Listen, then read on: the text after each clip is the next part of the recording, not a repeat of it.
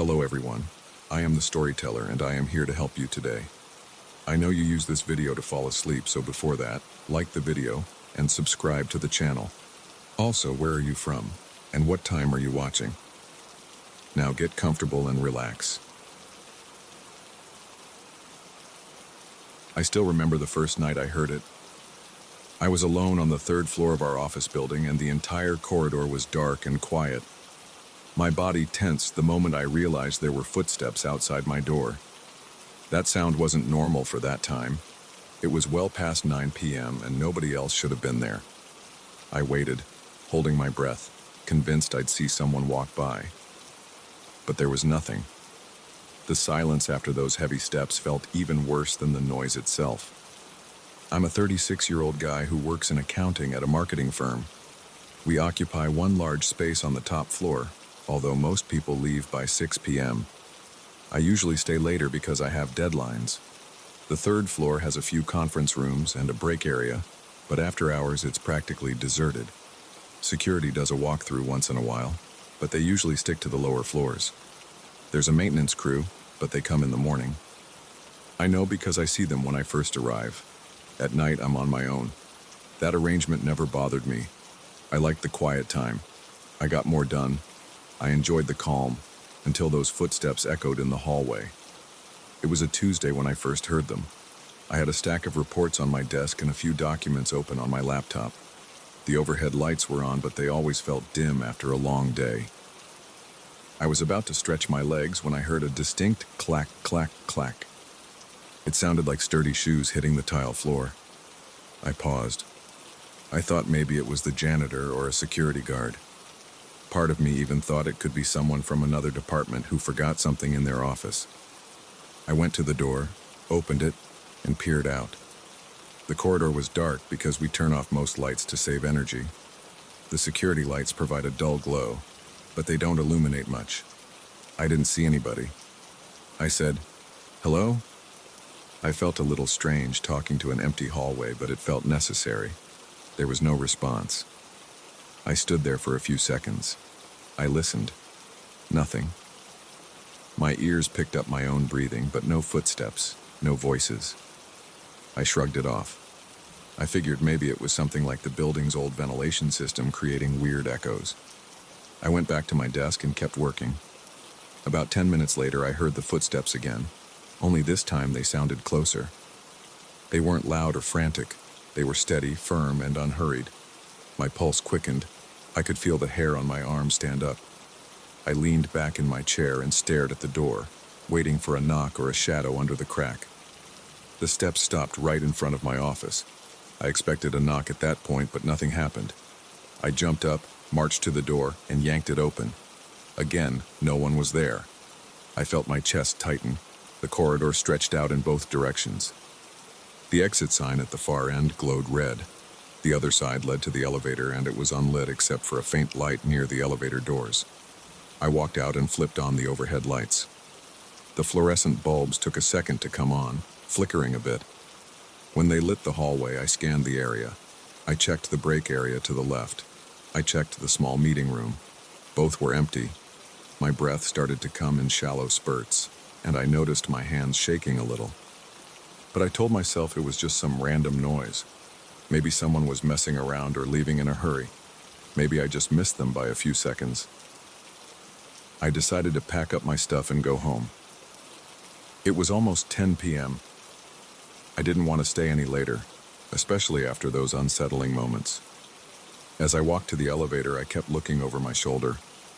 I don't usually do that, but something felt off. I got in the elevator, pressed the button for the ground floor, and stood there, feeling my heart beat fast.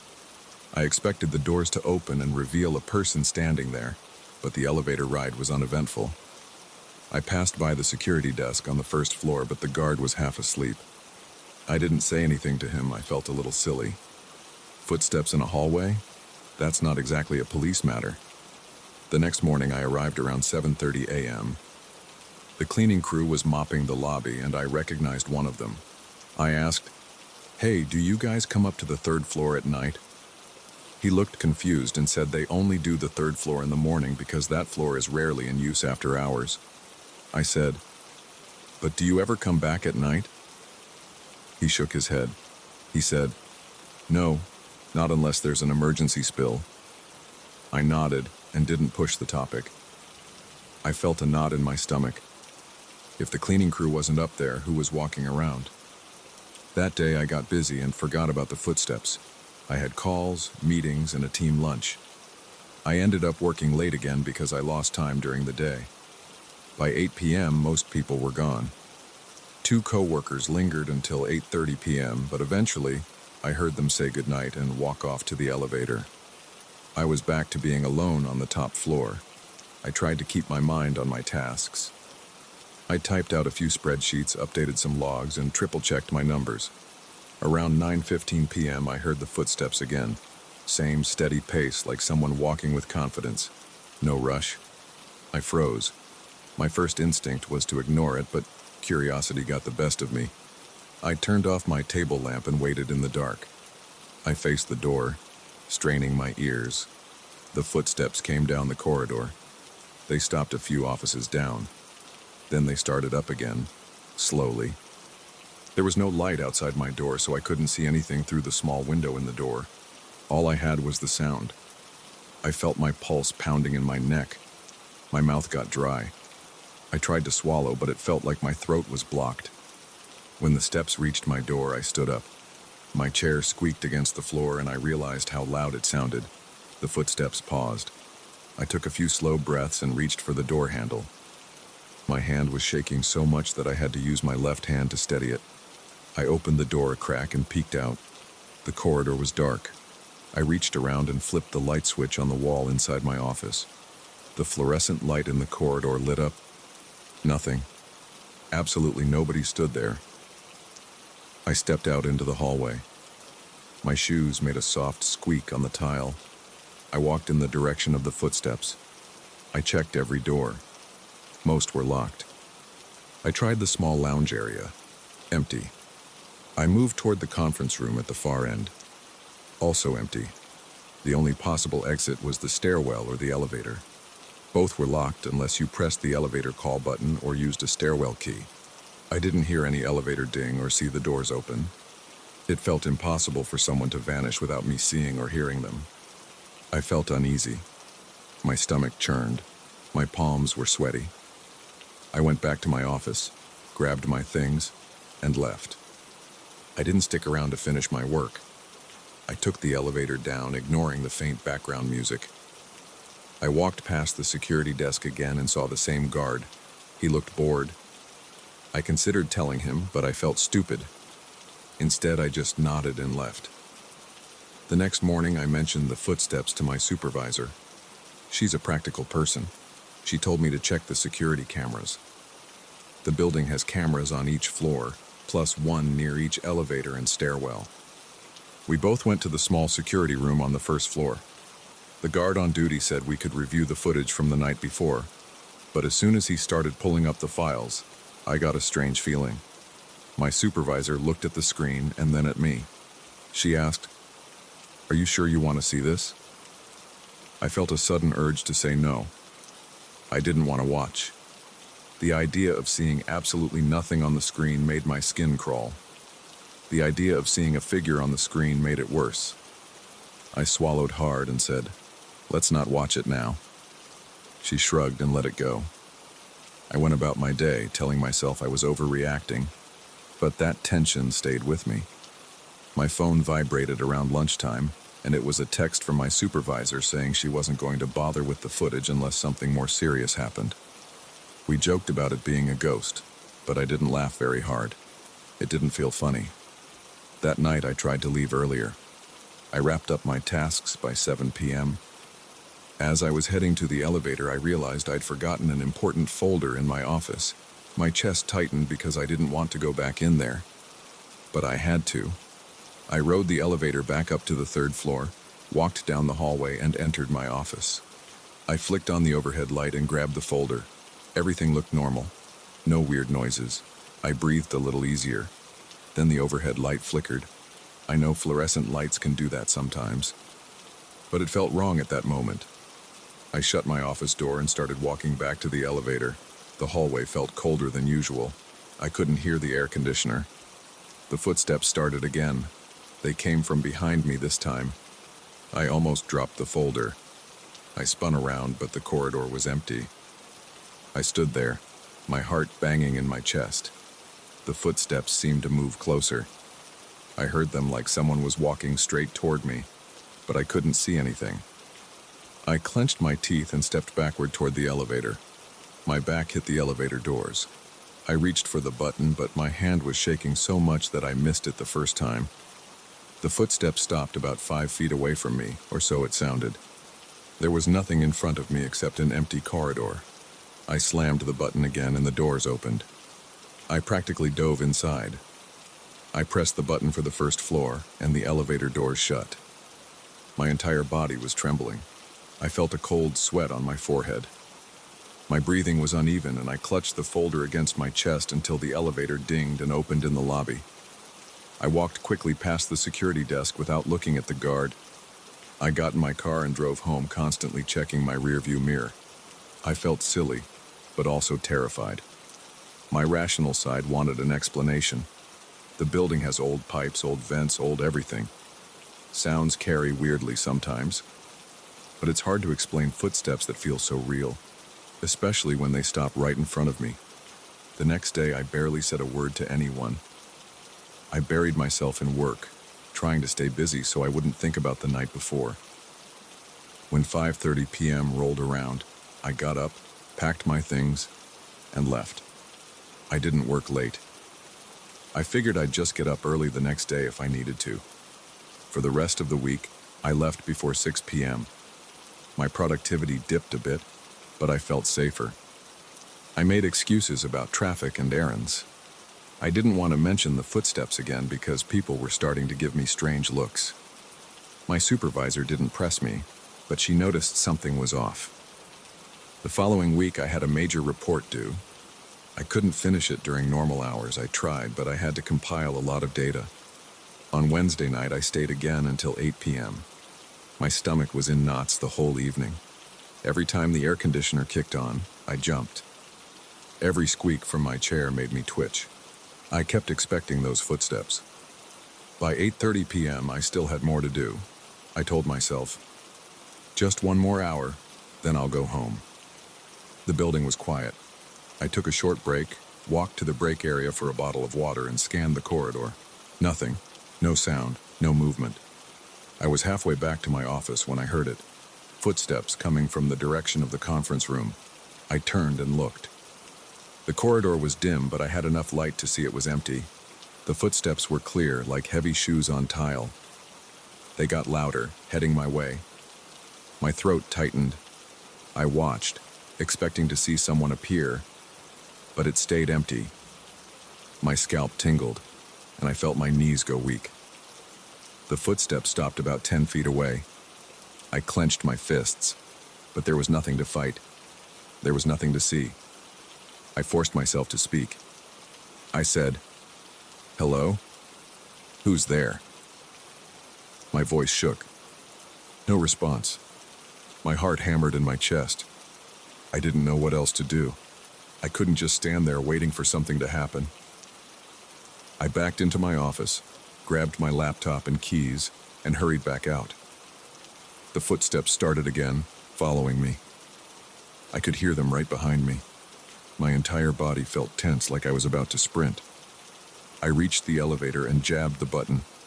It took a few seconds for the doors to open. The footsteps got louder, stopping only when the doors opened and I stumbled inside. I hit the button for the ground floor and the doors slid shut, cutting off the sound. That was last week. Since then, I've changed my schedule. I show up at work earlier and leave before sundown. My supervisor asked why, and I just said I wanted more daylight hours. She didn't push. I think she knows something is going on, but she doesn't want to address it unless it starts affecting my performance. The cleaning crew still claims they don't come upstairs at night. The security guard is still half asleep most of the time. Neither he nor I have checked the footage. I don't know what I'd see if I did, but I can't shake the idea that I'd either see nothing at all or I'd see a shape that doesn't belong in any normal sense. I still get a chill whenever I think about it. Sometimes I wonder if I'll hear those footsteps again if I ever need to work late. Right now, I'm avoiding that possibility. I make sure to pack up and leave by 5:30 p.m. no matter how much is on my plate. I can't handle that corridor at night. I can't handle the silence broken by steps that have no source. I feel better when I'm gone, before those overhead lights flicker and the hallways get dark. I haven't told many people, and the ones I have told just laugh or say it's the building settling. But they haven't heard those steps stop right behind them, and they haven't felt that tightness in their chest when they realize there's nobody there. Maybe I'm losing it. I don't think so, though. Those footsteps were too real. That sound is burned into my mind. If there's something walking those halls at night, I'm not going to stand there and let it find me. I'd rather leave before it starts its rounds. I don't know what's worse, hearing footsteps that shouldn't exist or seeing the proof on camera. For now, I'm happy not knowing. As long as it stays on the 3rd floor and I'm not there, I can pretend it's just a weird dream. But deep down, I know what I heard, and I don't think it's going to stop anytime soon.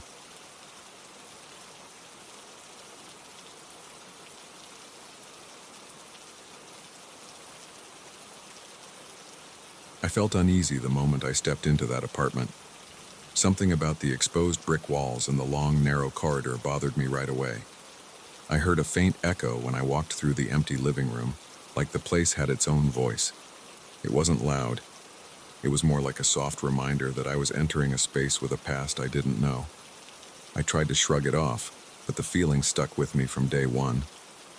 I moved in on a Saturday morning. The movers dropped off my couch, a bed frame, a mattress, and a few boxes. The place was compact. The living room stretched along the side of the corridor, and at the end, there was a small kitchen. It had a tiny window, but the view was blocked by a neighboring building. Hardly any sun reached that area, so it felt dim all day. I put my coffee maker on the counter and placed a small table against the wall. I remember standing there thinking how quiet it felt. That first night, I was exhausted. I unpacked clothes and set up my bed in a corner of the living room. I didn't have a separate bedroom because the space was more like a studio, but with a corridor that led to the kitchen and the bathroom off to one side. The main room had exposed red brick on one wall, and the opposite wall was just painted off-white. The bricks looked rough and old. I noticed some chipped mortar and scratches, like maybe the previous tenants had tried to hang shelves or pictures and left marks behind. I wondered what kind of people had lived here before me, but I didn't think too much about it at the time. When I finally went to sleep, I woke up around 2 in the morning to a soft noise. It sounded like someone shuffling down the corridor. I shot up and looked around. The room was dark, except for the faint glow from a street lamp outside. My heart pounded. I listened carefully. The sound came again, like light footsteps across the wooden floor. I leaned over and flipped on a small lamp. My pulse was racing, but I had no idea what to do. I live alone, and I had locked the door. I checked every window before going to bed, so I was sure no one got in. But the footsteps sounded real. I sat there, straining my ears. The apartment went silent. No more noise. I got out of bed and walked to the corridor. My socks muffled my steps. The corridor was empty. The lights were off. The kitchen was dark and nothing seemed out of place. I touched the doorknob to the main door. It was locked. I jiggled it for a second. Still locked. No sign of forced entry or tampering. I went back to bed, but I didn't sleep much.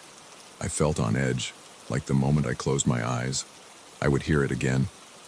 The next day, I tried to focus on getting settled. I hung up a few shirts in the small closet, arranged my shoes, and stacked books on a makeshift shelf.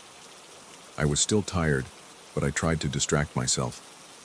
The living room had enough space for a small desk, so I set up my computer there. I kept glancing at the corridor. Something about that long space put me on alert. The apartment was quiet, but I couldn't forget those footsteps. I told myself it was probably the old floors or the pipes. It's an old building, so I assumed everything creaked and groaned at night. That evening, I sat at my desk and browsed the internet. The overhead light in the living room buzzed slightly. The corridor light was off, so I could only see a faint outline of the bricks in the dark. After a while, I got thirsty and went to the kitchen. My footsteps felt heavy on the floor. The board squeaked under me, making me realize the difference in sound between my steps and the soft ones I heard the night before. Mine were louder, more solid. The ones I heard were softer, more like someone walking in thick socks or slippers. It was a small detail, but it stuck in my mind. I grabbed a glass of water and leaned against the kitchen counter. There was no natural light, so I kept the overhead light on. I sipped the water, thinking about the day's tasks, when I felt this sudden cool breeze brush against my shoulder. It was like someone passed by me and created a quick gust of air. I spun around. Nothing. The kitchen was still and the corridor light was off. My skin prickled. I felt a sudden chill run down my arms and into my legs. I set the glass down and walked into the corridor. Everything looked normal. No windows were open. I checked the main door again. Locked. I even checked the bathroom window. It was closed. I couldn't figure out where that cool air came from. My nerves were rattled, so I decided to watch some TV on my laptop in the living room. I kept the corridor light on this time. It felt better to have all the lights on. I sat on the couch, ate some takeout, and tried to ignore the lingering dread. Eventually, I fell asleep with the TV still playing. I woke up sometime after midnight to the sound of light footsteps in the corridor again. I froze for a second. The TV's light flickered on my face, but the volume was low. The footsteps sounded like they were moving back and forth. My gut clenched. I forced myself to stand up and move toward the corridor. The light was on, so if anyone was there, I would see them. But as soon as I took a few steps, the footsteps stopped. The corridor was empty. I walked down to the kitchen, checking every inch. I opened the bathroom door even though it was just a small room with a shower and toilet. Nothing. My arms trembled a bit. I felt shaky, like my body was pumping adrenaline. But I had no target. I told myself it had to be the pipes or the old boards adjusting to temperature changes. I tried to laugh it off, but it sounded forced, even to me. Over the next few days, I kept hearing the same footsteps, usually at night. It never happened while I was looking directly into the corridor. It seemed to happen more when my back was turned or when I was in another corner of the room. Sometimes I thought I heard a slight rustle, like clothing brushing against a wall, but I couldn't be sure. Whenever I went to check, everything was still. There was never any sign of a break-in or anything like that. No objects were missing or moved. The only weird thing was the cold drafts that would appear out of nowhere. Once I felt it near my neck while I was sitting at my desk. Another time I felt it on my left arm while I was looking out the small kitchen window. I started mentioning it to a friend on the phone. I told him I was hearing strange noises in my apartment. He joked that the place was haunted. I laughed, but I didn't think it was funny. I wasn't seeing any ghosts or figures. I was just hearing footsteps and feeling strange cold spots. Still, it got under my skin. My friend said I should get a cat to keep me company. I thought about it, but I'm not sure I want a pet right now. Plus, that wouldn't solve the actual problem. One night, I decided to record audio with my phone. I set it on a chair in the living room and left it running while I tried to sleep. I wanted to see if I could capture the sound of footsteps. I fell asleep around midnight. Sometime in the early morning, I woke up again. Same footsteps, same location. I forced myself to lie still. I felt my pulse pounding in my ears. I listened for at least a minute. Then I heard the faint sound of something brushing against the wall. It was quick, like a soft scrape. Eventually, everything went quiet, and I drifted off again. In the morning, I played back the recording. The audio was mostly quiet, just the hum of the refrigerator and some faint city noise from outside. Then, around 3:07 a.m., there was a sound. It wasn't loud. It was more like a soft thump followed by a couple of quick taps. It definitely sounded like footsteps on a wooden floor. I felt my palms go sweaty listening to it. I replayed it 3 or 4 times. I couldn't explain it. I still have that file on my phone. After that, I started feeling paranoid. I kept checking the corridor whenever I passed by. I left lights on more often. The apartment felt tight and claustrophobic. The exposed brick, which I initially liked, started to bother me because it made me think of how old the place was. I realized people had probably lived there for decades, maybe more. I didn't know anything about them. The landlord told me the building was built in the 1920s or 1930s. That's about all I knew. I tried sleeping with my bedroom area closer to the window, thinking maybe I wouldn't hear the corridor so much. I moved my mattress to the other side of the living room. The first night in that new position, I still woke up to the sounds of light footsteps.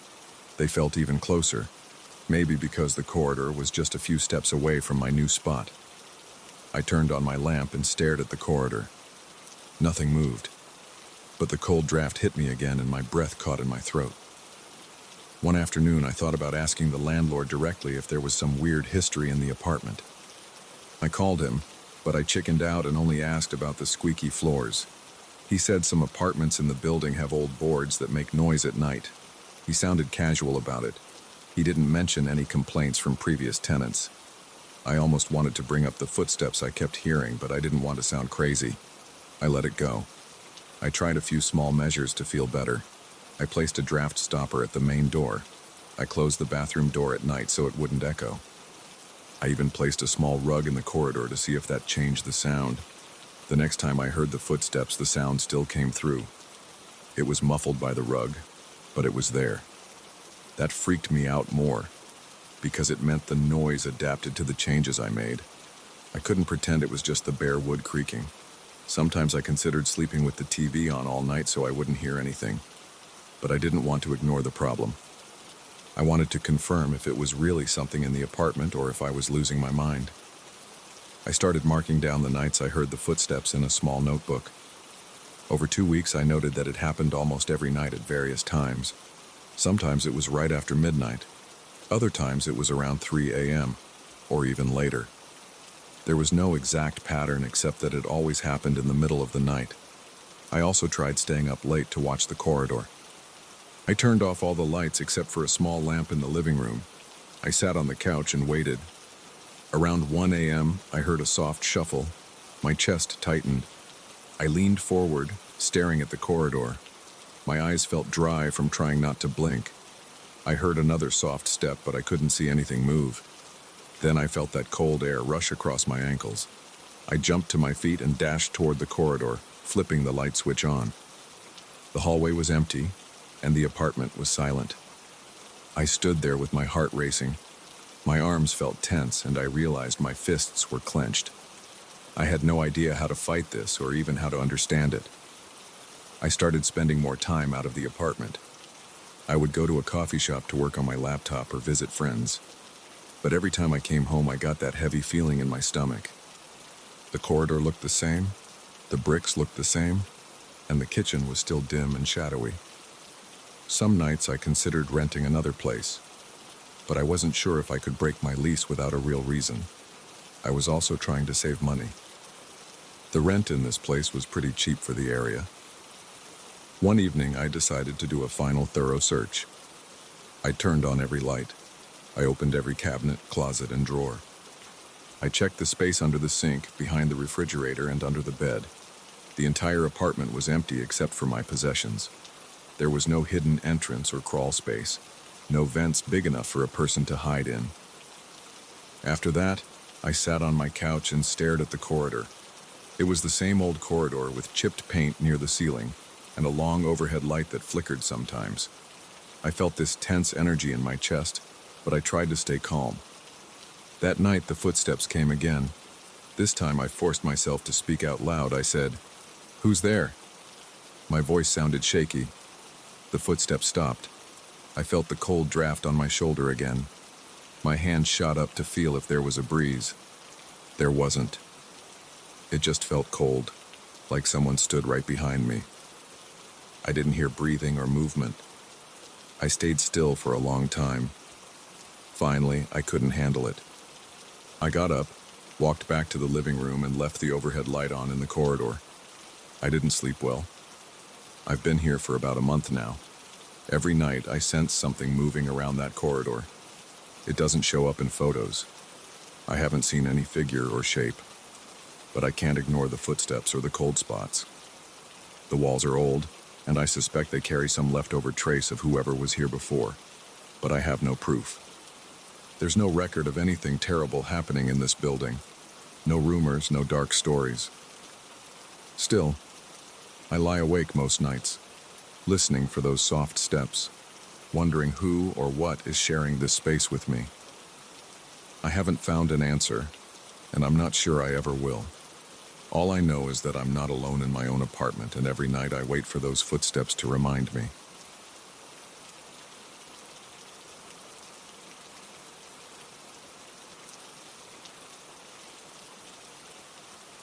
I never expected that drive to become one of the most unsettling moments of my life. I had finished a long meeting that night, and I was looking forward to getting home as soon as possible. It was almost 1 a.m., and I felt drained from all the hours I spent in that stuffy conference room. My plan was to take the main highway and avoid any unnecessary detours, but there was an accident on the main route, so I decided to follow a narrow back road that cut through some rural areas. I thought it would save me time. I was wrong. I turned off the main street and merged onto this narrow road. At first, everything was dark but calm. I could see silhouettes of trees on my left, and on my right I noticed open fields. My headlights lit up the asphalt directly in front of me, and the rest of the area was basically pitch black. Now and then, I caught sight of a few fence posts or a small mailbox. I expected the ride to be a bit eerie because it was late, but I didn't feel anxious at that point. I was mostly annoyed about how tired I felt, and I wanted to get home before I lost whatever energy I had left. As I kept driving, I realized there weren't any other cars on that road. I remember looking at my fuel gauge and making sure I had enough gas to reach the main highway again. Everything seemed normal for the next few minutes. The night was quiet. My phone was plugged into the charger, and I occasionally glanced at it to check if there was any signal. There wasn't. My car's interior felt cold because I had turned on the air conditioning earlier, and I had forgotten to adjust it. The cold air helped me stay awake, so I kept it on. At some point, I saw a small wooden sign on the right side of the road. It was too dark to read it properly, but it looked old and worn out. I passed by a few driveways that led to houses set far back from the road. I didn't see any lights in the windows. Maybe everyone was asleep. I kept my eyes on the asphalt, moving around 40 miles per hour because the road felt narrow, and I didn't want to risk hitting a deer or some stray animal. The silence was thick, and the only sound came from the hum of my engine. Then I noticed something strange about 100 yards up ahead. It looked like a figure standing near a fence. I couldn't see it clearly at first, so I slowed down a bit. I thought maybe it was a person checking on some livestock or a field. I felt a slight chill in my arms, but I tried to ignore it. As I got closer, I saw that the figure was standing still, maybe a few feet away from the fence. It seemed to be turned sideways, like it was angled away from the road. My headlights caught part of its outline, and for a split second, I thought I saw the shape of a person's shoulder or head. I lowered my speed to around 20 miles per hour. I leaned forward, trying to make sense of what I was seeing. The fence was a simple wire fence attached to some wooden posts, and there was a patch of tall grass nearby. I remember feeling a sudden spike of tension. My breathing got shallow, and I gripped the wheel a bit tighter. I wondered if someone needed help or if they were just out there for some reason, but it was almost 1 a.m. That didn't make much sense to me. As I approached, my headlights caught the figure fully for a brief moment. It looked like a man or a woman. I really couldn't tell. The outline was slender, but the light didn't reveal any details of clothing or facial features.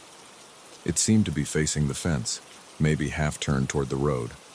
For 1 or 2 seconds, I felt certain I was looking at a real person. Then, as I passed by that exact spot, I didn't see anyone. The fence was visible. The tall grass was there. But the figure was gone. I felt a jolt in my chest. My hands started trembling on the steering wheel. I tapped the brakes and brought the car to a stop on the shoulder. My first thought was that the person had crouched down or moved behind the fence, but I didn't see any motion in the grass, and there was no sign of anyone running. The area was too open to hide that quickly. My heart pounded in my ears. I tried to breathe calmly, but it came out in short bursts. I switched on my hazard lights and looked through the passenger side window. I tried to see if there was any shape or shadow among the fence posts. It was difficult because there wasn't much moonlight, and my headlights were pointing forward. I couldn't see much to the side. My mind started racing. I asked myself if I was just tired or maybe seeing something that wasn't there. Still, my skin was crawling, and I felt the hair on the back of my neck stand up. I gripped the steering wheel with one hand and reached for my flashlight with the other. I keep a small flashlight in the center console for roadside emergencies. My curiosity told me to step out of the car and check the fence line. My instincts told me to get the hell out of there. I opened the door slightly and a gust of cool night air hit my face. I paused for a second. I could hear the distant chirping of crickets and the faint rustle of leaves. Everything else was silent. No voices, no footsteps. My pulse was beating so hard I felt it in my temples. I decided I wasn't comfortable getting out, so I quickly pulled the door shut again. I locked the doors out of habit, then turned off my hazard lights. I thought about calling someone, but I had no phone signal. Besides, what would I even say? I just saw a weird figure that disappeared near a fence. That sounded ridiculous.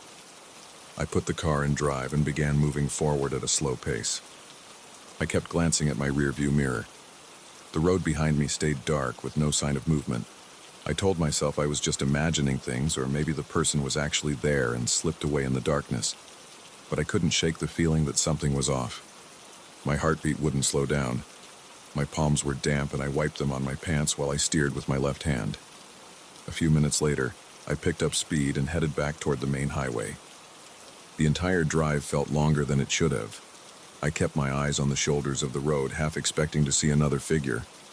I scanned the fences, the fields, and the trees. Every time my headlights hit a post or a tall plant, my stomach lurched a bit, worried it might be another human shape. But I didn't see anything else. I was alone on that road. I felt watched, though. It was like there were eyes on me from the darkness outside my beams of light. I kept checking my mirrors, rolling my shoulders to release some tension. Nothing helped. Eventually, I spotted a green sign that indicated the main highway was just a couple of miles ahead. I sped up, grateful that I'd soon be in a busier area with lights and maybe a gas station. When I finally merged onto the highway, I let out a long breath. My shoulders relaxed a bit, and I leaned back in my seat. I tried to shake off that strange encounter, but my mind kept replaying the moment I saw that silhouette vanish. I felt a lingering shiver in my chest. When I got home, I parked in my driveway and shut off the engine. I sat there for a while in the dark. My neighborhood was silent, and a single porch light across the street lit up a patch of sidewalk. I stared at my steering wheel and thought about what happened. I couldn't explain it. I felt too tired to dwell on it, so I forced myself to get out of the car. My legs were stiff and my back ached from the long drive. I locked the doors and dragged myself inside. I tried to sleep that night, but my mind kept drifting back to that fence and the figure. Every time I closed my eyes, I saw that outline and felt the same wave of unease. My muscles tightened just thinking about it. I tossed and turned, waking up every few hours. By morning, I felt exhausted and a little irritable. I told myself it was probably a trick of the light or maybe just a random person who happened to be out there. I had never felt such an intense sense of dread before, though, and that bothered me. Over the next few weeks, I avoided that back road. I used the main routes and dealt with traffic rather than face that empty stretch again. Whenever I drove near that area at night, I tensed up without even realizing it. My grip on the wheel got tighter, and my pulse picked up speed. It became an automatic response whenever I thought about that fence line. I never told many people about it either. I mentioned it briefly to a coworker, who joked that I was just seeing things because I was sleep deprived. Maybe that was true, but something in my gut told me it was more than that. A month later, I had to stay late at work again. This time, I planned my route carefully. I wanted to avoid the back road altogether, but I found out there was a major construction project on the main highway. The GPS app suggested a detour, and I recognized the same narrow road from before.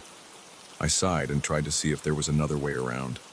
It seemed everything else would add nearly an hour to my drive, so I decided to face it. I left the office around 11:30 p.m. The roads were mostly empty, and after about 20 minutes I reached the turnoff that led to that narrow stretch. My chest tightened the moment I recognized the surroundings. The houses were spaced far apart. The streetlights ended, leaving only darkness ahead. I turned on my high beams.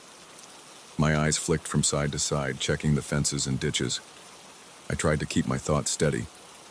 I focused on the lines in the road and the shape of each tree I passed.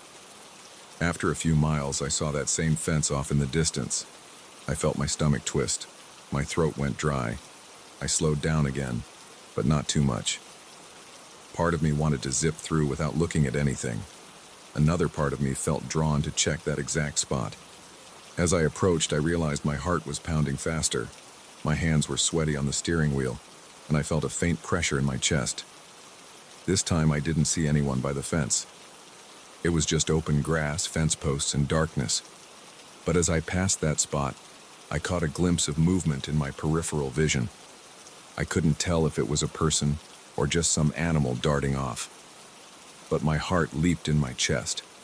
I pressed the accelerator a bit more, trying to distance myself from that place. My rearview mirror was dark and empty. The road ahead looked the same as before, narrow and lonely. I inhaled deeply, trying to calm myself. My shoulders were tense and my scalp felt prickly. I thought about pulling over and checking again, but my instincts told me not to. I kept driving until I merged onto the next well-lit road. My entire body felt drained, even though it was only a half-hour trip. The sensation of being watched stayed with me, like a weight in the pit of my stomach. I couldn't wait to get back to the busier streets and see other cars on the road. Finally, I saw the glow of traffic lights in the distance and the familiar signs of small businesses that were closed for the night. I felt my chest loosen a bit. Now, every time I think about that back road, I remember that figure. It was there one moment, gone the next. I try to convince myself it was just a trick of my headlights, or maybe some local out in the fields. But I know how I felt at that moment.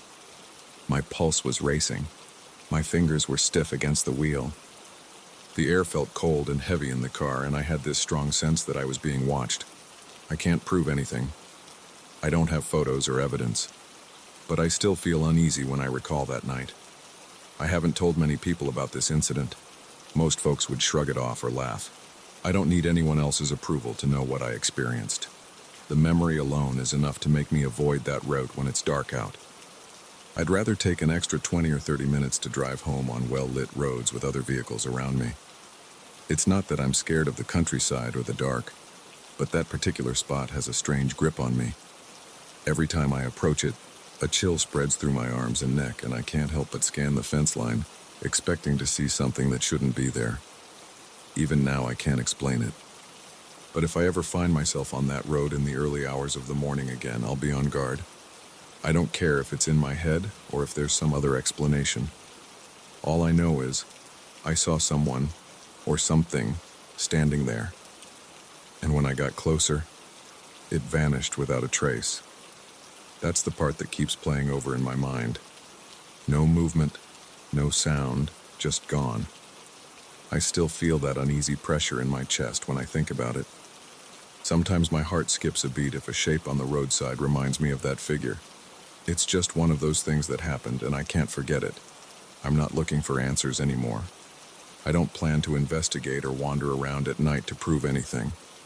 I just do my best to stick to the main roads. I'd rather deal with traffic and construction than drive through that narrow stretch again at 1 a.m. If I have to pass there, I keep my eyes forward, and I don't slow down. But I always stay alert for any figure near a fence because that sight still makes me shudder. I guess I'll never know if it was a real person or something else. Whatever it was, it left me with a feeling I can't shake off. And that's why I don't like driving alone on deserted roads after midnight anymore.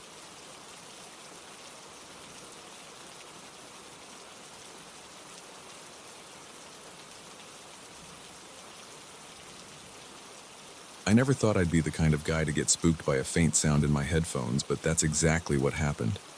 I remember the first time it occurred. I was at the local gym, trying to improve my stamina on the indoor track. I'm not a professional athlete or anything, but I like to push myself. That day, I put on my usual workout playlist, stepped onto the treadmill, and started running. Everything felt normal. I heard the music, the hum of the air conditioning, and the occasional thud of someone else's shoes on the track. Then I heard a whisper that didn't match any part of my song. It was so quiet and so close, like someone had pressed their mouth against a microphone and was barely speaking. It stopped for a second, then came back. It sent a jolt through me because I had no clue what it was. I figured it was some weird Bluetooth interference, so I brushed it off. I kept running but stayed alert, waiting to see if that noise repeated. It did. After a few seconds, I heard that same low murmur. It wasn't music, and it wasn't background chatter. It was like a soft voice, breathing out words I couldn't understand. The hair on my arm stood up, and I felt an uncomfortable tightness in my chest. I paused my treadmill, took out the earbuds, and shook my head. No more whisper. I put the earbuds back in, started running again, and everything was fine for a while. But a minute later, that sibilant sound returned. It stayed with me for only a second or two, then faded away. I finished my run that day feeling annoyed, more than scared. The whisper had freaked me out a bit, but I assumed it was a technology glitch. I left the gym, went home, and spent the rest of the evening looking up possible reasons for this kind of audio distortion. I read about cell phone signals crossing with radio frequencies. I read about cheaply made earbuds. I told myself that was all it was. Maybe the wiring in the earbuds was messed up. I decided to buy a new pair. The next day, I went to the gym, determined to test my new earbuds. I got on the treadmill, played my music, and started at a slow jog. About 3 minutes in, the same whisper came through the new earbuds. It caught me so off guard that I nearly tripped. My stomach sank and I felt a flush rising in my face. The gym was fairly quiet at that time, so I was painfully aware of every little sound in the place. Yet no one was looking in my direction. Nobody seemed to notice anything weird. That's when it hit me that this whisper might be happening only in my headphones. I tried to focus on the treadmill display. My mind was racing. I didn't understand why a brand new pair of earbuds would have the same issue. The whisper didn't sound like random static. It felt intentional, like someone was right there next to me. I tried to ignore it. I decided to push through my run, but I couldn't concentrate. Every time that faint, breathy voice broke through the music, my pulse jumped. My thighs felt heavier. My feet started to drag. I was losing my rhythm. I switched playlists. The whisper kept coming. Finally, I stopped the treadmill, took a breath, and looked around. The rest of the gym was just people minding their business. Some were on the weight machines, some were on ellipticals. Nobody was near me with a phone that might be messing with my signal. I tried not to look paranoid, but my heart was pounding. I took off my earbuds and listened. Silence. All I could hear was the low hum of a fan and a couple of people breathing heavily as they lifted weights. I forced myself to finish some weight training that day, then went home. I tried to shake off the memory of that whisper. I told myself I'd download my music onto my phone so it wouldn't rely on a streaming signal. Maybe that would stop any interference. The next day, I tried exactly that. I went in with fresh energy, feeling confident. I set the treadmill to a steady pace, started running, and listened to my music from a local file on my phone. Everything seemed fine at first. Then, about 5 minutes into my run, the whisper returned. It wasn't just the same sound, it was the same weird pattern, like someone breathing and trying to form words. It chilled my entire back. My scalp tingled. I turned my head, expecting someone to be behind me. No one was there. That's when I noticed something else. The whisper came at the same physical spot on the track. The gym has an indoor track circling the weight area, and I used a treadmill that faced one corner of that track. Every time my treadmill reached a certain point on its belt rotation, or maybe every time I looked in a particular direction, the whisper came in. It was too consistent to be random. I jumped off the treadmill, wiped my face with my towel, and checked behind the machine. There was nothing except a few wires and a standard outlet. I felt a pulsing in my temples. My mouth went dry. I started thinking about bizarre explanations, but I didn't want to dwell on that. I just wanted to figure out a rational explanation. I left the gym right then, deciding I needed a break. Over the next week, I returned a few times and tried different gear. I changed my phone. I changed my earbuds again. I even tried brand new headphones with a wire instead of Bluetooth. Each time I heard the same whisper if I ran near that same spot. Even if I moved a few treadmills down, the whisper eventually found its way into my headphones once I was facing that portion of the track. The more it happened, the more I felt this creeping sensation at the back of my neck, like I was being watched. My stomach twisted every time that faint sound came through, and it always left me short of breath. One day I decided to run without music. I figured if the whisper was some weird electromagnetic phenomenon, maybe I'd hear it even without playing anything. But I needed the headphones to block out the general noise, so I put them in without turning on any music. I heard nothing but the dull sound of my feet pounding on the treadmill and my own breathing. At first, I felt relieved. There was no whisper. Then I realized something else. I got the sensation that someone was right next to me, just out of my field of vision. I jerked my head to the side. Nobody was there. My heart pounded even harder than usual. My skin felt cold, and I had goosebumps on my arms. I tried to keep going, but I felt unsettled, like the treadmill area had turned into a trap. After that attempt, I decided to talk to one of the gym employees. I casually asked if they ever got reports of weird sounds or signals interfering with headphones. The staff member gave me a confused look. He said he'd never heard of that happening.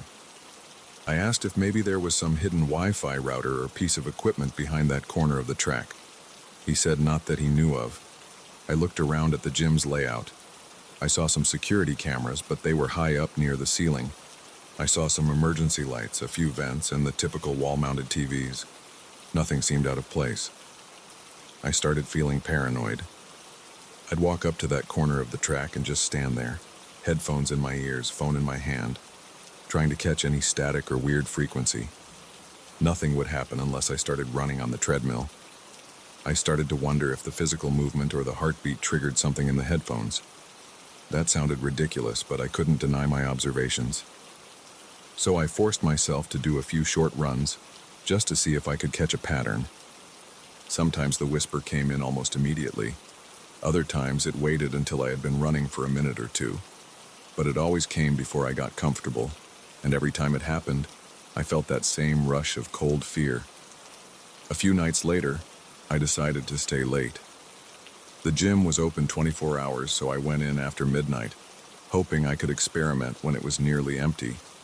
It was just me and maybe 2 other people in the entire facility. The lights were dimmer because they usually turn off some overhead lighting at night.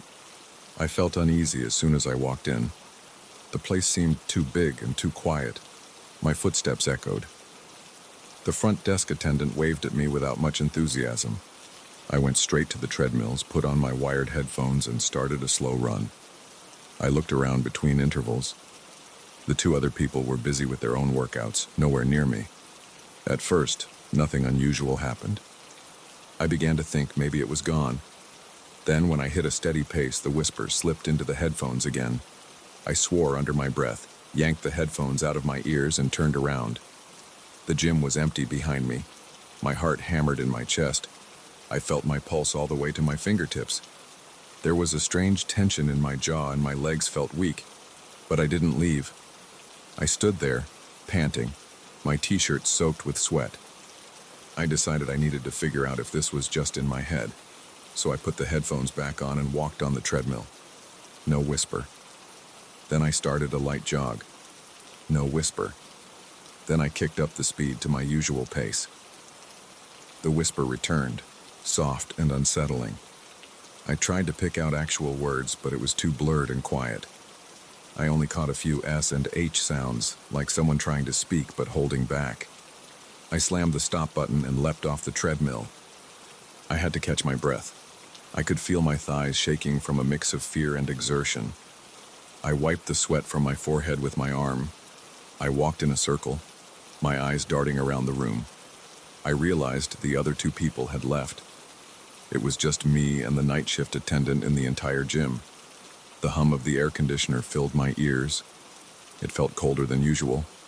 I was completely on edge. I decided I had to confront the fact that this might be something unexplainable. I didn't want to dwell on ghosts or anything like that, but the more this kept happening, the less sense it made. I left the gym that night in a hurry. My calves burned from the sudden stop. I hopped in my car, locked the doors, and sat there for a moment. My breathing was ragged and I was covered in cold sweat. My mind was swirling with questions. I turned on the radio, hoping for a distraction. The normal sound of music pouring out of my car speakers calmed me down a bit. At least I knew the car stereo wasn't haunted. That was a stupid thought, but my nerves were shot. Over the next few days, I tried to decide if I should just quit that gym. But I'd paid for a year-long membership, and I liked the equipment. I also didn't want to back down from something that might just be a glitch. So I returned during normal daytime hours, hoping it wouldn't be so creepy if more people were around. The place was busy when I walked in. That gave me a little sense of comfort. I hopped on a different treadmill as far away from that corner as possible. I cranked up the speed, put on my headphones, and tried to drown everything out with loud music. At first, I thought it was fine. Then I realized I could still sense that weird presence like a mild static in my mind. I didn't hear a whisper, but I felt jumpy, scanning the mirrored walls to see if anyone was near me. Nobody was. Still, my nerves wouldn't settle. I felt a tightness in my chest and my breathing grew shallow. Eventually, I went back to the original treadmill, telling myself that I needed to face this head-on or I'd never get past it. As soon as I got up to speed, that whisper returned in my headphones. Same quiet, breathy sound. My hands clenched into fists. I mumbled to myself. I pushed the speed higher and forced myself to keep going, ignoring it as best I could. The whisper seemed to get more frequent, but I powered through for 5 full minutes. My legs were on fire and my lungs were burning. Then, in the middle of my run, the whisper cut out. It just stopped. I slowed down and eventually let the treadmill carry me to a stop. My shirt was soaked and my arms trembled from a rush of adrenaline. I stood there for a minute, catching my breath. I didn't hear the whisper again. I can't say I was relieved because I still felt like someone was standing behind me, watching me. My back crawled with tension. But I stayed there, letting the belt slow to a halt. I took out my headphones and looked around. No one gave me any odd looks. No one approached me. I realized I was on my own with this. I walked out of the gym feeling like I'd won a small victory by not running away the moment I heard that noise. But I also knew it probably wasn't over. Now I keep going back. Sometimes the whisper appears, sometimes it doesn't. I still get that cold feeling when I pass that certain part of the track. I've accepted that it's a part of my routine now. I try not to think about it too much. I've tested every bit of technology I can think of. I've asked the gym staff. I've looked for logical reasons. Nothing adds up. I haven't seen any actual person lurking around, and no one else mentions hearing anything like this. I stick to the treadmill because I don't want to abandon my workout goals. But every time I lace up my shoes and head to that gym, I feel a clench in my stomach. I walk through the doors telling myself, this time will be normal. Then I step onto the treadmill, start running, and eventually feel that slow, creepy whisper slip into my ears. It's unnerving, but I refuse to let it drive me away. I don't know if it's a technical glitch or something stranger. I just know it happens to me and it doesn't stop. So I keep running, feeling that sensation of breath against my ear, waiting for the day it'll disappear for good. Until then, I can't help looking over my shoulder, expecting someone to be right behind me. No one is ever there. I don't know if I'll ever get used to it, but I keep trying, day after day, hoping one of these runs will be the one where everything is finally quiet again.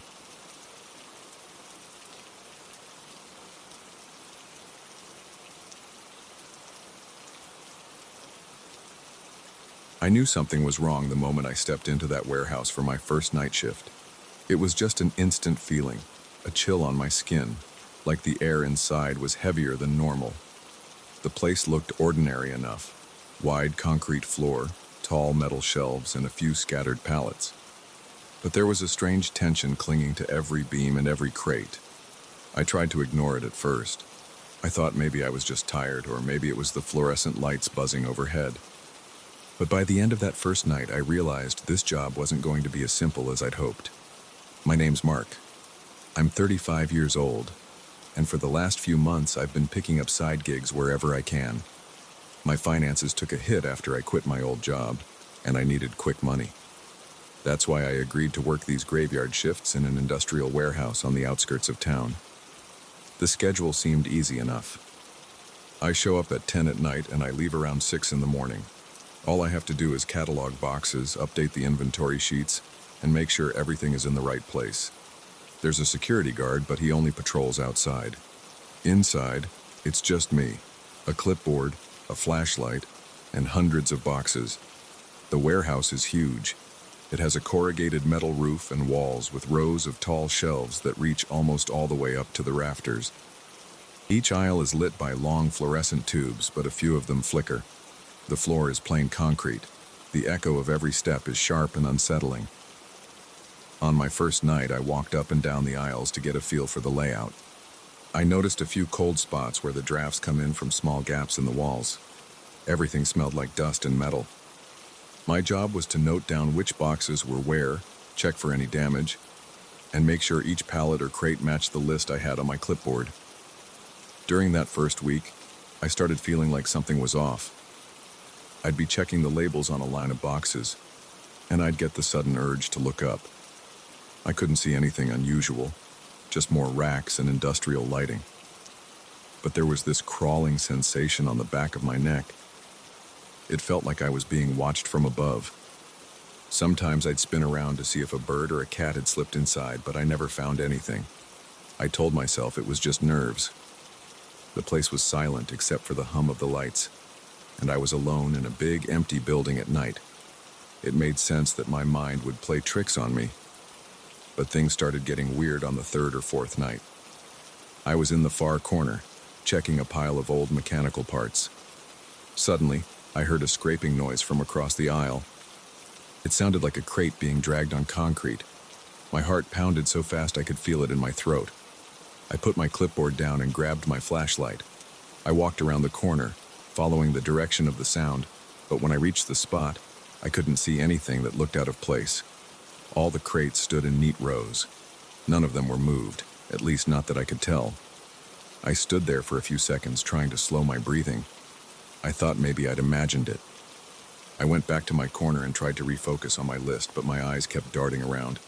Every time I heard the tiniest sound, a pop from the metal shelves contracting in the cold, a slight creak from the roof supports, I tensed up. An hour later, I heard the security guard's footsteps outside on his usual patrol. He never came in unless there was an emergency. I considered calling him inside just for company, but I didn't want to look paranoid. So I kept working, finishing the rest of my shift without any other strange noises. The following night was quiet at first. I moved through the aisles in my usual routine.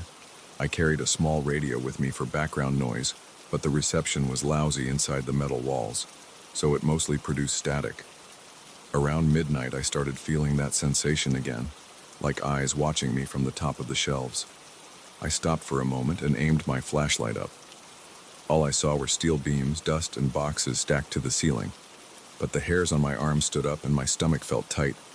I wanted to tell myself it was just my imagination, but I couldn't shake the feeling.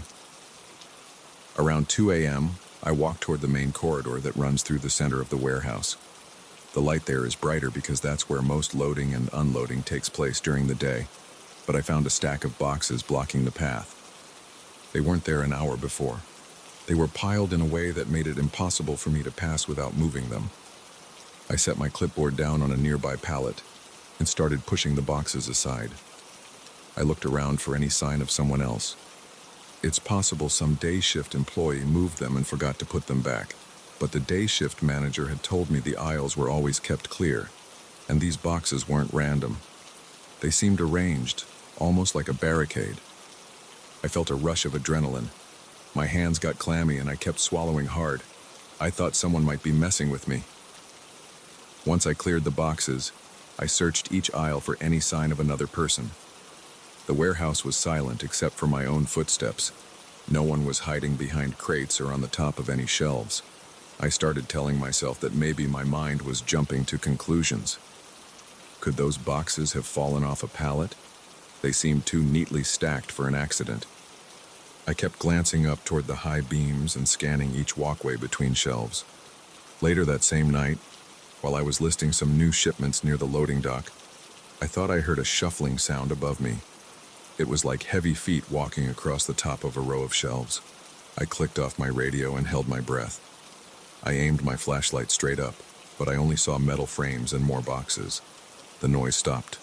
My pulse throbbed, and I could hear my own heartbeat in my ears. I waited there for maybe 30 seconds, feeling sweat gather at my temples. But there was nothing else, just that one brief shuffling sound that could have been a draft or the building settling. I kept thinking about raccoons or rats, but that noise seemed too strong for small animals. When the shift ended, I walked outside, locked the door, and told the security guard about the boxes in the corridor. He just shrugged and said he hadn't seen anyone enter or leave. He checked his log and confirmed no alarms had gone off and he hadn't heard anything. I drove home feeling unsettled.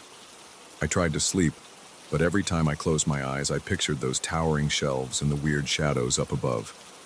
A few nights later, I arrived at work with a plan. I wanted to rule out my own paranoia, so I brought a cheap digital camera. I figured I'd snap a few pictures of the warehouse, check them, and see if there was any sign of movement in the background. Around midnight, I took some shots of each aisle, especially near the top shelves. But when I reviewed them on the tiny screen, I couldn't make out anything unusual. Everything looked the same in every photo, just rows of metal racks, cardboard boxes, and the dull reflection of the overhead lights. After that, I tried to focus on my actual job. I walked through each section, checking items off my list. I pushed through the boredom and reminded myself I was getting paid time and a half for this shift. Things were quiet for several hours. Then, as I was closing out the final aisle, I heard that dragging noise again, the same one I heard on my third night. I froze. I clutched my flashlight so tight my knuckles cracked. The sound was coming from somewhere near the forklift station in the back of the warehouse. That area is out of the way. Most of the crates there are old stock that rarely gets touched. I forced myself to move. Each step felt heavy, like my legs were weighed down by cinder blocks. My mouth was dry. I rounded the corner, shining my light around. At first, I didn't see anything unusual. A couple of empty pallets stood by the wall and a few sealed crates were stacked in a corner. Then I noticed that one of the crates near the forklift had shifted about a foot away from where it had been. The scrape marks on the concrete were fresh. There was a little debris line where the crate had scraped the floor. I looked around for any forklift tracks. The forklift was parked and locked. No sign that anyone had used it. I rubbed my eyes and tried to think rationally. That crate was definitely moved, but how and why? As I stepped closer, I felt a sudden rush of air above me. It was like a quick, silent whoosh. I pointed my flashlight upward, but I only caught a glimpse of something along the beams. It could have been a piece of plastic fluttering, or maybe a large bird. The beam of my flashlight shook because my hand was trembling. I couldn't see anything else. My pulse was racing and my forehead was damp with sweat. I got this urgent feeling that I shouldn't linger. I left that corner and headed straight for the exit. I still had an hour left in my shift, but I decided it wasn't worth it. I told the guard I wasn't feeling well and I drove home. I spent the next day trying to decide what to do. I needed the money, but I also felt uneasy about what was happening. The rational side of me said that maybe the building was old and things were shifting around. Maybe someone had a key and was sneaking in to prank me. It was also possible I was working too many nights in a row and my mind was creating illusions. But I remembered the fresh scrape marks. That was real. I decided to keep the job but stay more alert. On my next shift, I arrived early. I walked around with the day supervisor asking about any weird noises or misplaced boxes. He said he hadn't noticed anything unusual, but he mostly worked in the office and only came out for routine checks. At 10 o'clock, everyone else left, and it was just me again. I double-checked each aisle, making note of where items were, especially the ones that had moved before. I told myself that if something changed, I'd see it right away. That night felt like the longest shift I'd ever worked. I'd do a few tasks, then stop and listen, shining my flashlight in the direction of any tiny sound. A few times I heard something scuttle above me, but it was faint, like it might have been a pigeon or a rat. I couldn't get a clear view. Around midnight, I found another pile of boxes stacked in a weird formation near the center aisle. They weren't there earlier in the evening. It was like someone was trying to block my path again, but this time it was smaller boxes, so I moved them aside easily. I felt a surge of anger. This felt deliberate, like I was being toyed with. I walked over to the security door and popped my head outside. The guard was standing near the fence, staring out at the road. I asked if he'd seen anyone enter. He said no. I pressed him about the possibility of someone sneaking in. He just shook his head and said the place was locked down. I went back inside, double-locked the door behind me, and returned to my list. My hands were shaking. My stomach felt like it was in knots. I kept telling myself to calm down, but my chest felt tight. 2 hours before dawn, I was up on a small stepladder checking some inventory on the higher shelves. That's when I heard something shift behind me. It was the sound of metal scraping against metal, like a shelf being pushed. I turned around so fast I almost lost my balance. My flashlight beam swept across the row, but I only saw stationary racks. The sound was definitely close, though. I climbed down the ladder, my knees feeling shaky. I walked down the aisle, scanning every box. Nothing was out of place. Then a loud thump echoed from the row next to me. My heart hammered against my ribs. I hurried around the corner and found a small metal box on the floor. It had been on the second shelf the day before, but now it was lying on its side. The label was still intact. I glanced up at where it was supposed to be. Nothing else was disturbed. It was like the box had been pushed off. I felt a cold sweat break out on my forehead. My hands tingled. It was that same sensation I'd gotten before, like something was right above me. I took a few steps back and pointed the flashlight toward the ceiling. The overhead lights flickered a bit. In the glare, it was hard to see any detail up there. Everything looked still. I heard my own breath in the silence. I picked up the metal box, set it on the shelf, and backed away. The rest of the night, I stuck to the well-lit areas near the entrance. I kept my radio on, even though it was mostly static because it made me feel less alone. When dawn finally came, I almost ran out of the building. I handed the keys to the guard and said I was done for the night. He gave me a strange look, but I didn't care. I just wanted to get in my car and leave. I drove home shaking. I felt exhausted, not just from lack of sleep, but from the stress of feeling watched and stalked by something I couldn't see. Now, every time I step inside that warehouse, my nerves go on high alert. I watch every corner, every shelf, and every shadow. I still don't have a logical explanation for what's happening. All I know is that things keep moving or falling. I keep hearing those scraping sounds. And worst of all, I keep feeling those eyes on me whenever I step between those tall metal racks. I'm not sure how much longer I can stand it, but until I find a better job, I have no choice. Every night, I walk in, clipboard in hand with my heart pounding. And every night, I wait for the next strange sound to echo through the aisles, reminding me that I'm not alone in there.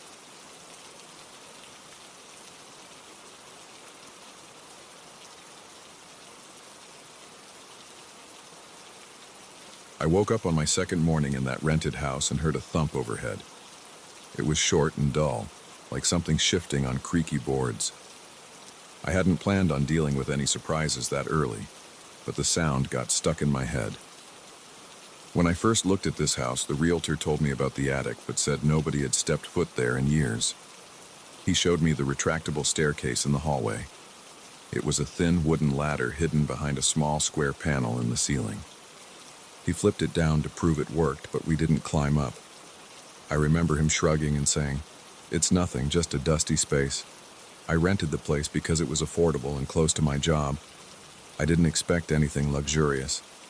The house is one floor with a tiny living room, A cramped kitchen, one bedroom, and a small bathroom off to the side. Everything is old. The walls have cracks in the corners near the ceiling, and the floor has some scratched tiles. The front door is chipped at the edges and the windows rattle in strong wind. It's not ideal, but I was fine with it. I just needed a quiet spot to focus on work. On my first night, I heard strange creaks from above. I thought it was just the wood in the attic expanding and contracting. I'd heard that old houses do that, and I didn't think much of it. But the next morning, that thump made me pay more attention. It came around 6 in the morning, right as I was getting out of bed. It sounded like someone dropped a small box on the floor up there. I froze for a second and held my breath. The house went silent again. I told myself it was the wood shifting, maybe from temperature changes. I forced myself to ignore it. I had to get ready for work. Throughout that day, I felt on edge. Every time I remembered that noise, my stomach clenched. I tried to keep busy at the office, but I ended up glancing at the ceiling whenever I heard a squeak or a vibration from the ventilation system. When I got home that evening, I stared at the attic panel in the hallway. It's just a small square of wood, a bit crooked. One corner is darker, probably from years of dust and cobwebs. I looked around my hallway light fixture. It flickers sometimes. The combined effect made everything feel eerie. Still, I told myself to quit overthinking. I microwaved some leftovers, ate in the living room, and turned on the TV to fill the silence. Around 9 at night, there was a faint creaking from the ceiling. I turned the TV volume down. The sound seemed to move slowly, like footsteps crossing from one side of the attic to the other. My body tensed and I could feel my heart beating hard. My first thought was that an animal might be up there. Maybe a raccoon or a stray cat had gotten in somehow.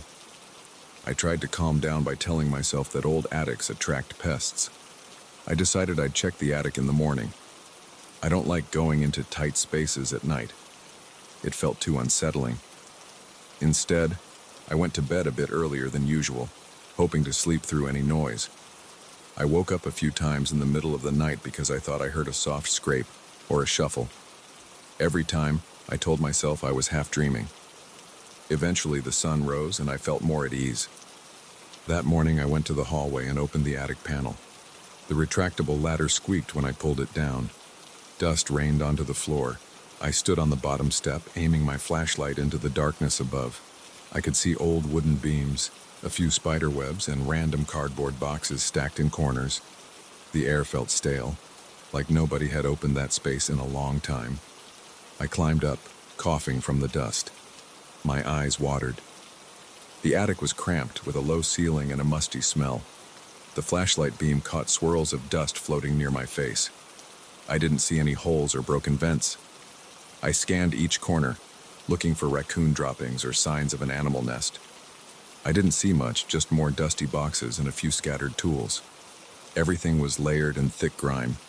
I decided to move slowly around the space, checking for any obvious entry points. The wood under my feet groaned with each step. That made me uneasy, but I kept going. I saw old newspapers stacked near one box, and some of them were from 10 years ago. Most boxes were unlabeled. One was open on top. It had old clothes inside, probably from a previous occupant. I didn't see any living creatures, but I also didn't poke around too much. My breathing felt heavy because of the dust, and my palms were sweaty. I noticed the attic had no windows, just darkness beyond the range of my flashlight. I felt like the corners of the space were hiding something, even though I couldn't see it. I tried to push that thought away. Right when I decided to head back down, I heard a faint noise behind me. It sounded like wood straining under weight. I spun around, holding the flashlight in front of me, but nothing was there. My heart pounded. The air felt hot around my face. I wanted to get out of that attic. I took quick steps back to the opening. On my way, I nudged a stack of boxes, and they shifted with a scratching sound. I swallowed hard and forced myself not to look back. I climbed down, shoved the panel shut, and stood there in the hallway, breathing fast. My shirt clung to my back.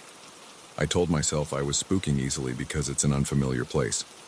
I convinced myself there was nothing there. It was just me, dust, and old junk. I got a drink of water and tried to calm down, but the noises didn't stop. Over the following days, I heard soft thumps, scratches, and sometimes a dragging sound at night. It wasn't constant, but it came in short bursts, maybe a few times an hour after sunset. I caught myself holding my breath, waiting for the next noise, which put me on edge. After work on Thursday, I decided to call the realtor and ask if there was any known issue with animals in the attic. He sounded dismissive and said he'd never heard of that problem. He suggested I call pest control if I was worried about it. I hung up, annoyed. There was no real help there. The weather turned cloudy that same afternoon. The sky was gray, and the house felt dim. I paced around the living room, thinking about the attic. I couldn't shake the idea that something was moving around up there. I rummaged through my closet and found a heavier flashlight. I also grabbed a broom handle, thinking it might help me feel safer. Around 5, I went to the hallway and pulled the ladder down again. I climbed up, heart pounding, and pushed my head through the opening. The attic smelled stagnant, like old cardboard and damp wood. The air felt thick on my face. I flicked on the flashlight and pointed it around. The boxes looked the same, scattered in random piles. I stepped up fully into the attic, using the broom handle to gently push aside some of the boxes. There was a thin layer of dust, so I could see if there were footprints. I looked around, but I only saw my own shoe prints from the other day. I moved deeper into the attic, shining the light on the rafters. I tapped the floor with the broom, checking for loose boards. Everything seemed solid enough, though it creaked with every step. I stood there listening to the sound of my own breathing, waiting to hear anything unusual. All I heard was the distant hum of a car outside. I wandered over to a stack of boxes that looked more recent.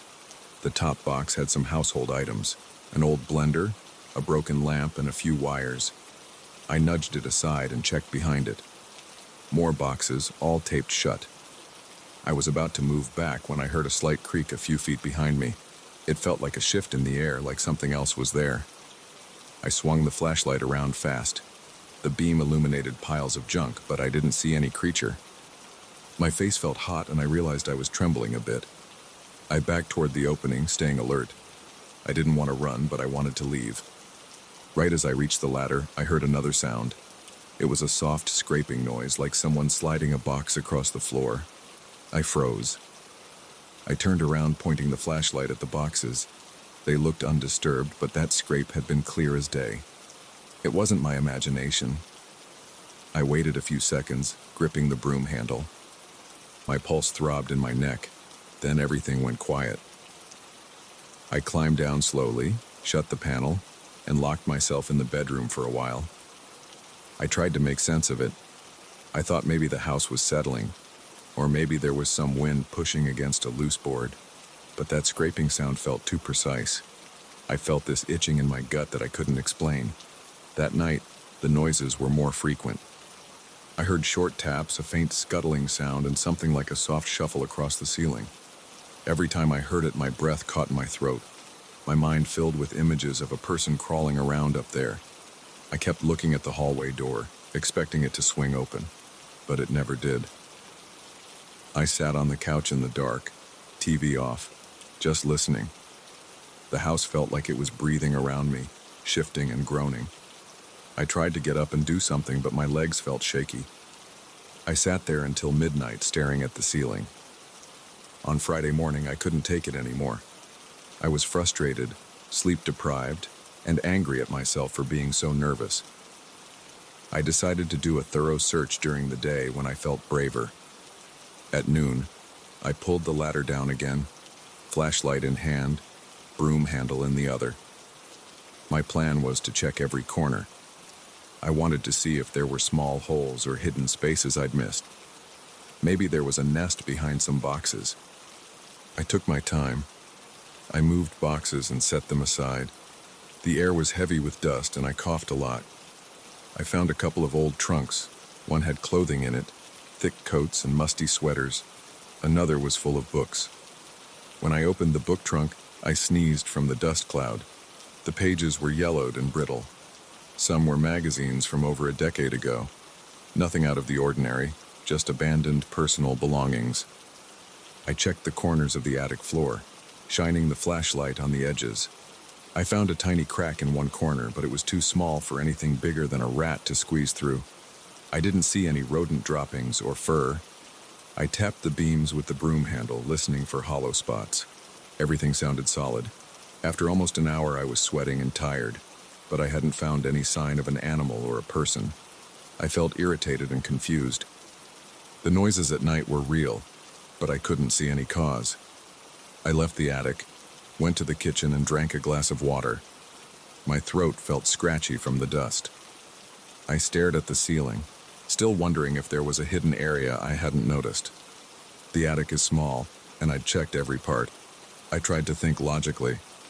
Maybe the noises were just the house's old frame. But the realtor never mentioned structural issues, and those scraping sounds felt deliberate. That afternoon, the sky turned dark again. Clouds covered the sun, making the interior of the house gloomy. Around 5, I heard a soft series of creaks overhead. It almost sounded like someone pacing. My shoulders tensed. I exhaled and told myself to relax. I decided to turn on music in the living room to block it out, but the creaks cut through every quiet moment. I wanted to yell at it to stop. That evening, I ordered pizza, ate half, and left the rest in the fridge. I didn't feel hungry, but I needed something in my stomach. The house was still. Then around 10, a muffled thump echoed above me. I jumped off the couch and walked to the hallway. I looked at the attic panel. My mouth felt dry. The panel seemed normal, not out of place, not shaking. I stood there for a long minute, waiting for another sound. Then I heard a slow, dragging noise, like something being pulled across the floor of the attic. My skin prickled and my heart started pounding hard. I grabbed the broom handle, which I'd left in the corner of the living room. I positioned myself under the panel, half expecting it to open from the other side. It stayed shut. I thought about ripping the panel down and confronting whatever was up there, but I just stood there, shaking. I felt sweat on my forehead. My mind raced with questions. Was somebody sneaking in? Had the realtor lied? Or was I losing it? I stared at the closed panel for another minute or two, but nothing else happened. Then, just as I turned to walk away, I heard a single, sharp creak right above me. I stopped breathing for a second. My eyes locked on the panel, but still, it stayed closed. I backed away, step by step, until I reached the living room. That was yesterday. I didn't sleep much last night. I lay in bed, listening for every little sound. I heard faint pops and shifts in the wood, but nothing as loud as before. Morning eventually came, and now I'm here on my couch, telling you everything. I feel anxious, but I also feel a strange urge to go up there one last time with a stronger flashlight, maybe a camera, to document whatever's making that noise. Yet every time I imagine climbing that ladder, my chest tightens and my hands shake. I keep glancing at the attic panel as I talk. I imagine something behind it, breathing slowly, waiting. The house is quiet at the moment, but I don't trust it. The nights are the worst. I'm torn between wanting to figure this out and wanting to leave it alone. Part of me wants to seal that attic entrance shut with nails or something, but the other part wants to rip every box open and check every inch.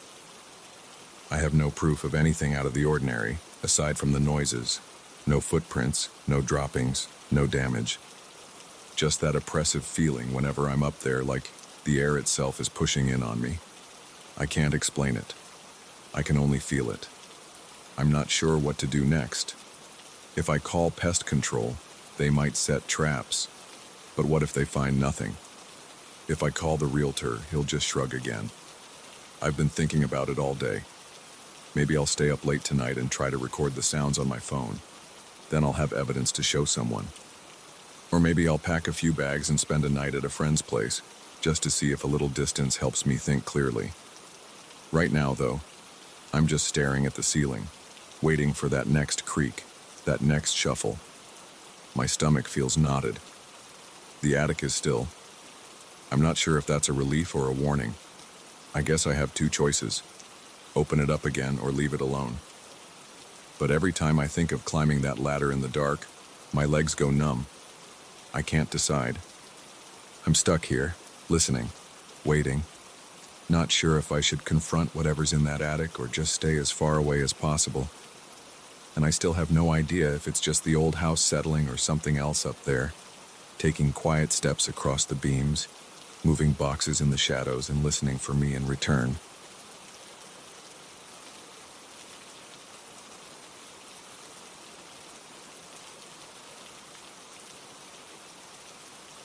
I never expected to find myself wide awake in a dim hotel room at 2 a.m, staring at the foot of my bed with my heart pounding. I had assumed my trip would be routine. I was in town for a 3-day conference, and I chose this old hotel in the downtown area because I heard the building had character. I liked historical architecture. The place was built in the late 19th century with thick wooden doors, long hallways, and high ceilings. The lobby smelled like old leather and the faint scent of polish, probably from the antique furniture.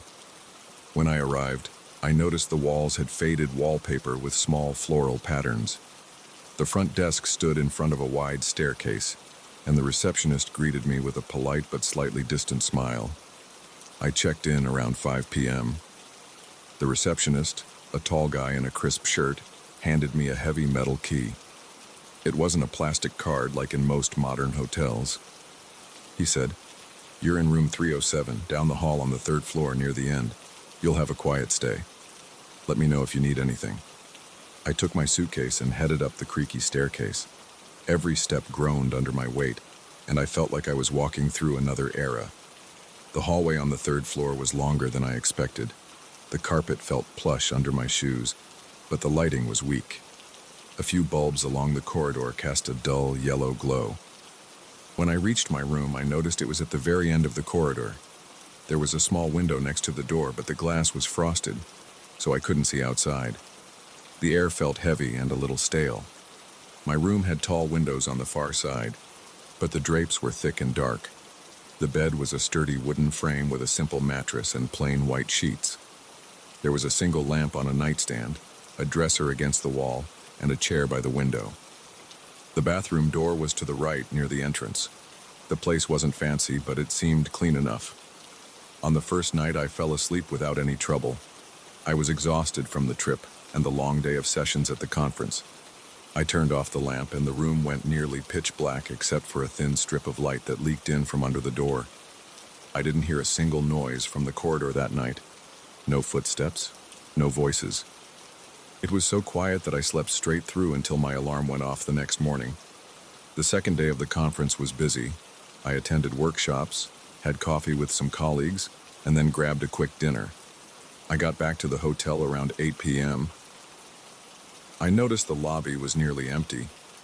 A lone staff member stood behind the desk, looking at a computer screen. I walked straight to the stairs and climbed back to my room.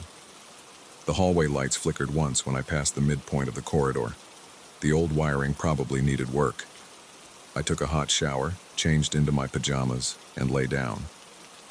I read a few pages of a report I had to review, then turned off the lamp. Again, I slept without any issues. On the 3rd night, everything changed. I came back late because I went for a drink with a colleague. It was around 10 p.m. when I walked into the hotel. The receptionist at that hour was a different person, a middle-aged woman with short hair. She nodded at me as I passed. I noticed a slight draft near the base of the stairs.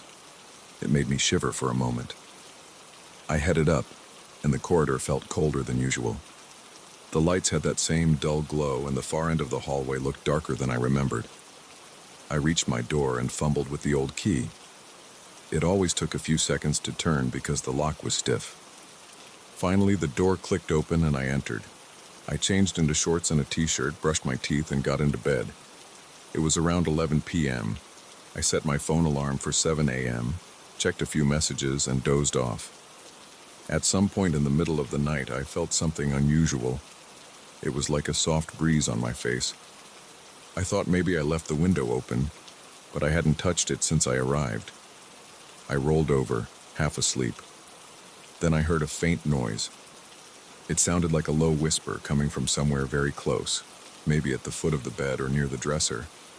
I opened my eyes, but I kept still. My pulse jumped. My first thought was that someone had broken in. I listened carefully, waiting to hear footsteps or breathing. The whisper continued. I couldn't make out any actual words, but the tone seemed urgent, almost pleading. I felt goosebumps rise on my arms. My throat went dry. I reached for the lamp, fumbling with the switch. My hand was shaking a bit. When the light turned on, the room looked empty. The door was still locked. The curtains were undisturbed. The dresser was closed. There was no one there. I rubbed my eyes and looked around again. The whisper had stopped the moment the light came on. I tried to calm myself. I told myself it could have been a dream. Maybe I was mixing real sounds with a half-conscious state. But I couldn't shake the feeling that it was right next to me. I got up and checked the entire room. I opened the bathroom door, checked behind the shower curtain, and even glanced under the bed. I found nothing. I felt a little embarrassed standing there in my t-shirt, sweating, heart racing, looking for something that didn't exist. I switched off the light and tried to go back to sleep. It took me at least an hour to calm down. I kept my eyes shut, but every little creak in the old building made me flinch. Eventually, I drifted off out of sheer exhaustion. The next morning, I woke up feeling uneasy. I didn't have time to dwell on it because I had to rush to the conference. After the sessions ended around 4 p.m., I went back to the hotel. This time, the first thing I did was talk to the receptionist. It was the same tall guy who had checked me in. I told him, "Last night I thought I heard whispering in my room. It felt really close, but nobody was there." I tried to sound casual. He gave me a small, polite smile. "Sometimes the old corridors carry sound in strange ways," he said. "You might have heard someone in the hallway, or maybe from another room." I nodded, but I remembered how clear it was. It hadn't sounded muffled or distant at all. It was right there. I went back upstairs. I had a couple of hours before dinner with some people from the conference, so I decided to check the windows. I wanted to be sure there were no drafts or cracks that could explain the soft breeze I felt. I tugged at the window frames, but they were sealed tight. The glass was intact. No air came through. I also noticed there wasn't an air vent anywhere near the bed. The only vent was near the ceiling across the room. I stood there, feeling a small knot in my stomach. I remembered the sensation of breath on my face. There was nothing logical that explained it. That night I tried to distract myself by chatting with colleagues at a nearby bar. We laughed about typical work stuff, had a couple of beers, and parted ways around 9 p.m. I walked back to the hotel. The streets in this downtown area were mostly deserted. I noticed the old storefronts had their lights off, and only a few street lamps were on. When I reached the lobby, I felt an odd sense of relief to see people there. A few guests were in armchairs, flipping through magazines. The receptionist was helping someone check in. I forced a smile and headed up the stairs. I told myself the whisper was just in my head. The corridor on the third floor was dead silent. My footsteps seemed louder than usual, like the carpet couldn't mute the sound enough. The lights were flickering again. I reached my door, unlocked it, and went inside. I locked the door behind me, placed my suitcase against it, and turned on both the lamp and the overhead light. I decided to leave the room lit while I got ready for bed. I brushed my teeth, changed into pajamas, and then debated whether to turn the lights off. I felt a bit silly, but I switched off the overhead light and left the lamp on. It took me a while to fall asleep. I stared at the ceiling, noticing the old plaster. Sometime after midnight, I drifted off. Then I jolted awake again. This time, I didn't just hear the whisper. I felt a light brush against the back of my neck like a gentle exhale. My eyes snapped open, and my body tensed. I heard the same urgent whisper, soft and fast. It was right by my ear, not across the room. I sat up so quickly I almost knocked over the lamp. The whisper stopped and the air turned silent. I looked around in panic. The door was still locked. The window was still closed. The only sound was my own breathing, loud and uneven. I jumped out of bed. I stood by the dresser, my heart hammering. I felt a chill run down my arms. I walked to the door and looked through the peephole. The hallway was dark, with no one passing by. I moved to the window and pulled the drapes aside. There were a few streetlights outside, but I couldn't see anyone close to the building. I felt exposed standing by the window, so I stepped back. The room seemed empty, yet I could almost sense someone there. It was the strangest feeling. It felt like being watched, even though my eyes told me I was alone.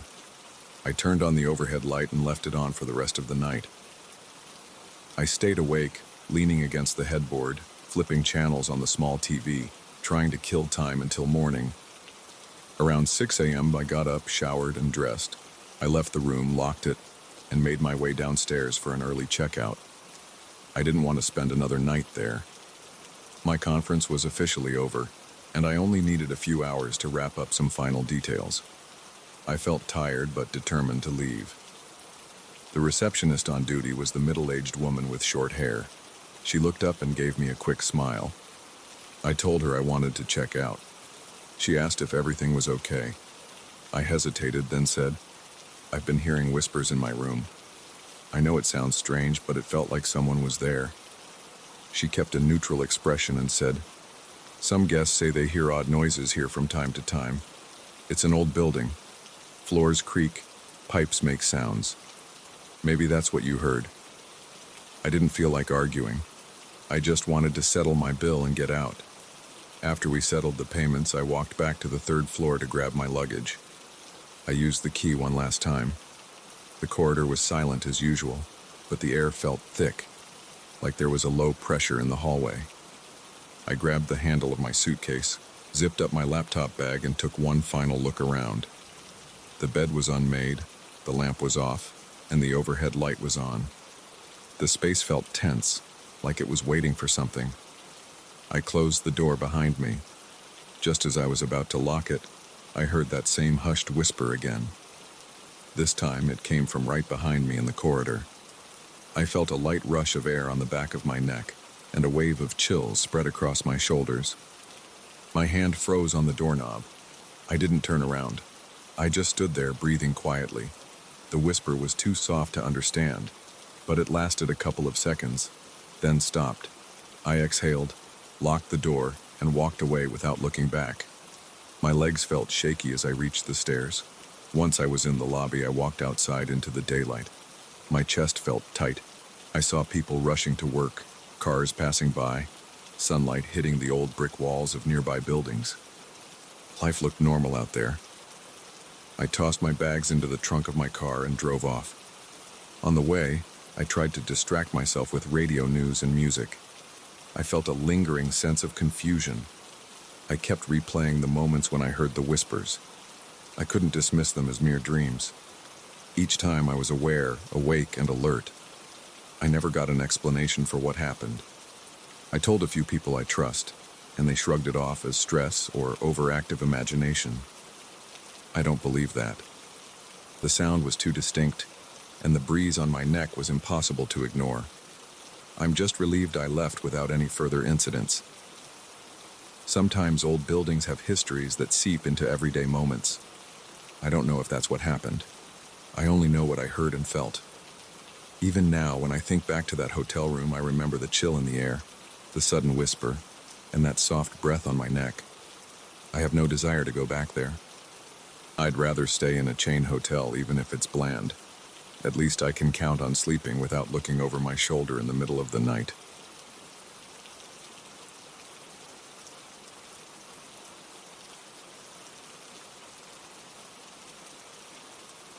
I woke up one morning, opened my closet, and felt my stomach drop. The box of old photos was in the middle of my ties again. I didn't understand how it got there. I remembered placing it on a higher shelf the night before. I knew I had stacked it behind a few other boxes, and I was sure I'd done it carefully. There was no reason for it to be on the tie rack. It looked out of place, like it had just been dropped there. I stood in front of the closet for a few seconds and rubbed my eyes. I didn't see any signs of forced movement. Nothing else in the closet looked disturbed. But that box, with its dusty edges and taped lid, sat right on top of my ties. I live alone. No one else has a key to my apartment. My building has decent security. The front door is always locked and there's a camera in the lobby. I couldn't imagine anyone slipping in without me knowing. Still, I started second-guessing myself right away. Maybe I had absent-mindedly moved the box while looking for something else, but I couldn't recall doing that. The idea of losing track of my own actions made me uneasy. I tried to brush it off as a random lapse of memory. I put the box back where I thought it belonged and left for work. My nerves were on edge for the rest of the day, but I told myself it was nothing. A week passed and I forgot about it. Then, on a Monday morning, I opened the closet to grab a tie again. The box was there in front of the ties. My chest tightened and I felt a sharp jolt in my stomach. This time I was sure I hadn't touched that box since the last incident. I hadn't even opened the closet except to hang up a few shirts over the weekend. I stared at the box for a while and wondered what could be happening. I didn't hear any noises during the night. I didn't see anyone come in or out of my place.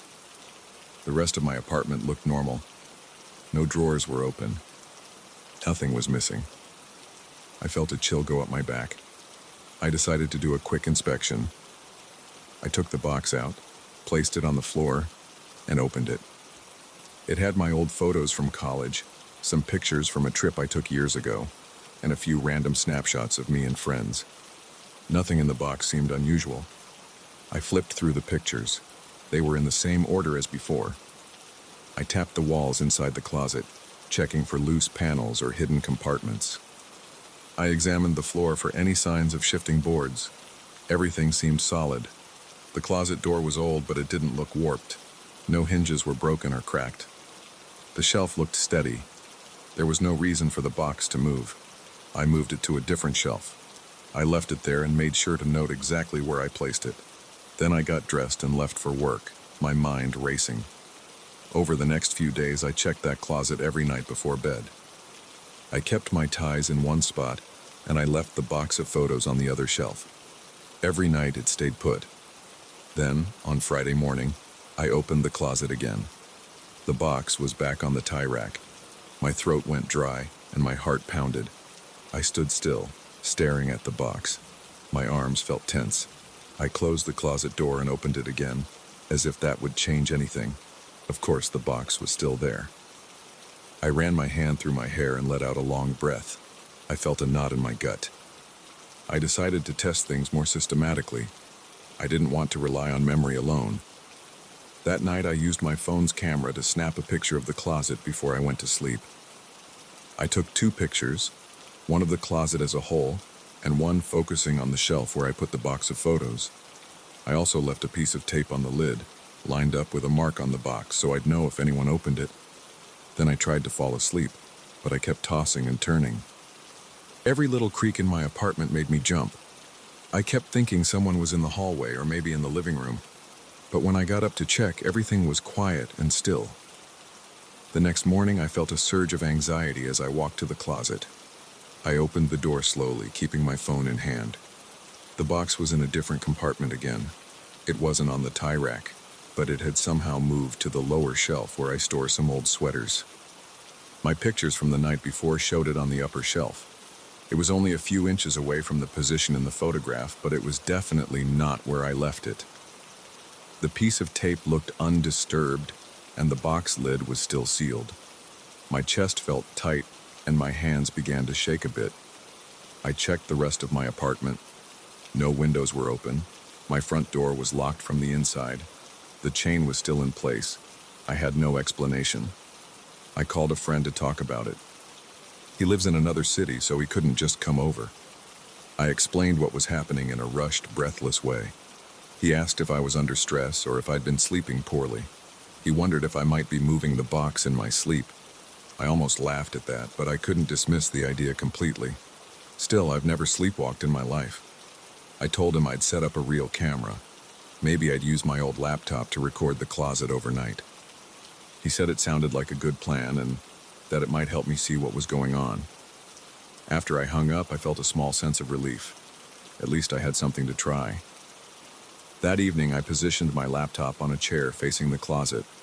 I turned on the video recording and made sure the closet door was slightly open so the camera could see inside. Then I checked the battery and plugged in the laptop charger.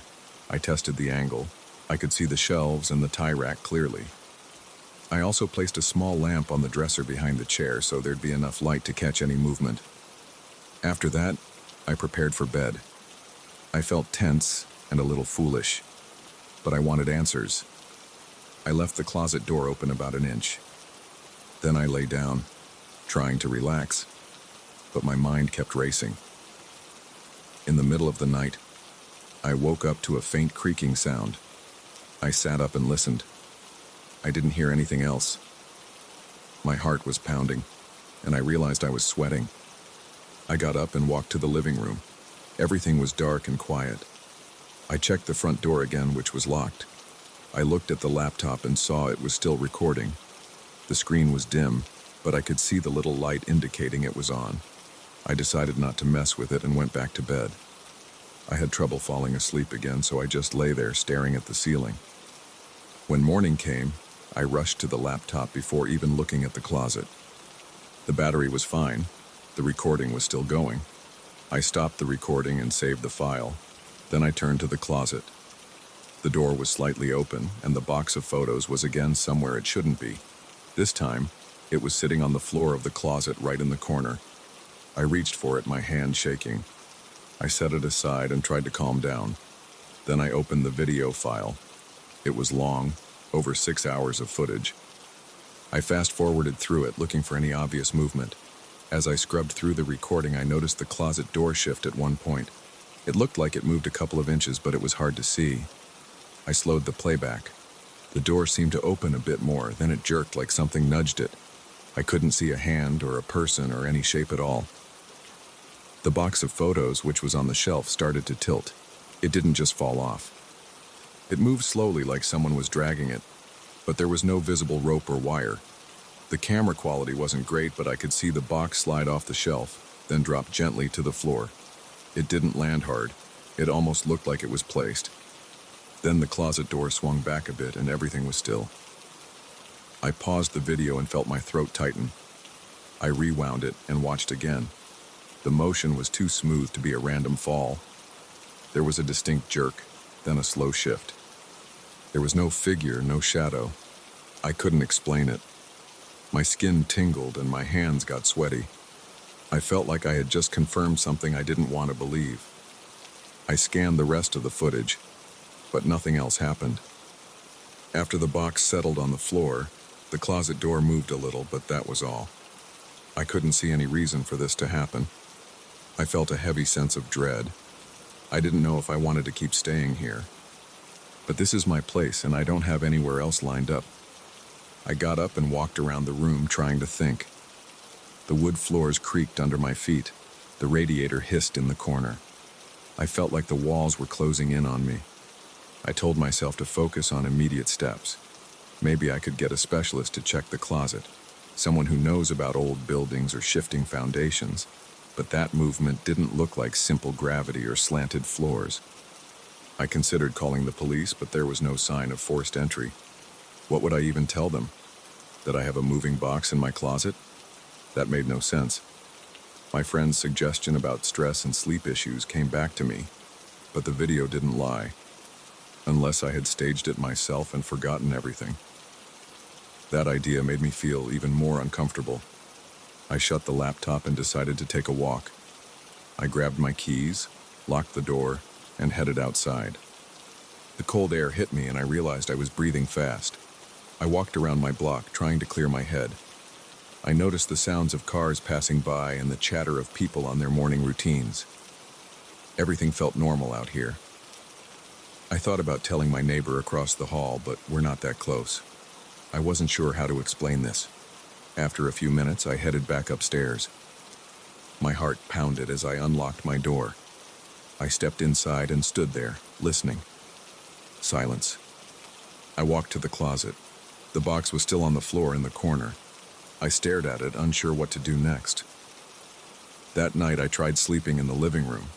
I put the box of photos on the coffee table. I wanted to see if it would stay there. I locked the bedroom closet. Then I set up the laptop to record the living room. The entire apartment felt tense. It was as if the walls were straining to keep still. Every noise made me flinch, but nothing moved in the night. The next morning, the box was still on the table. The living room footage didn't show anything unusual. I'm still here, and the closet still bothers me. Whenever I leave the box in the closet overnight, it ends up somewhere else the next morning.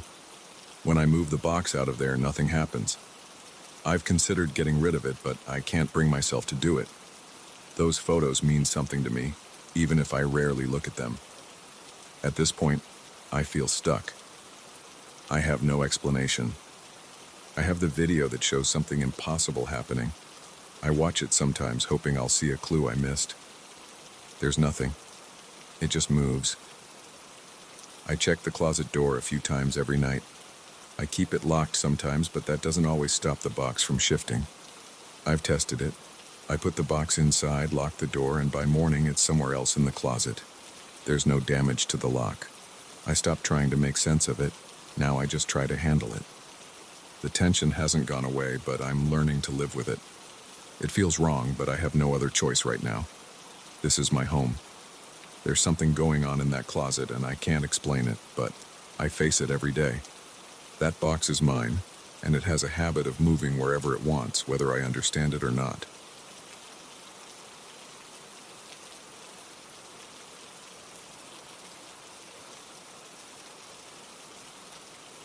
I woke up one morning and saw my bedroom window standing wide open. That window almost never opens because it faces a narrow, dark gap between my building and the next one.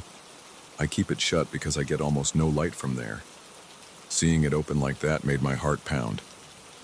I didn't hear anything in the night. I didn't get up to open it. I didn't sleepwalk. But the internal latch was undone, like someone had turned it. That was the moment I started feeling uncomfortable in my own apartment. I want to describe the window. It's about 1.5 feet wide, maybe 2 feet tall. There's only a thin ledge outside, and then a concrete wall that's maybe 3 feet away. That gap is so narrow that even a cat would have trouble jumping around in there, and it always smells stale. I keep the window locked. I used to leave it alone most of the time, but I open it maybe once every couple of months if the room feels stuffy. When that's done, I lock it again. The lock is a small twist latch on the inside frame.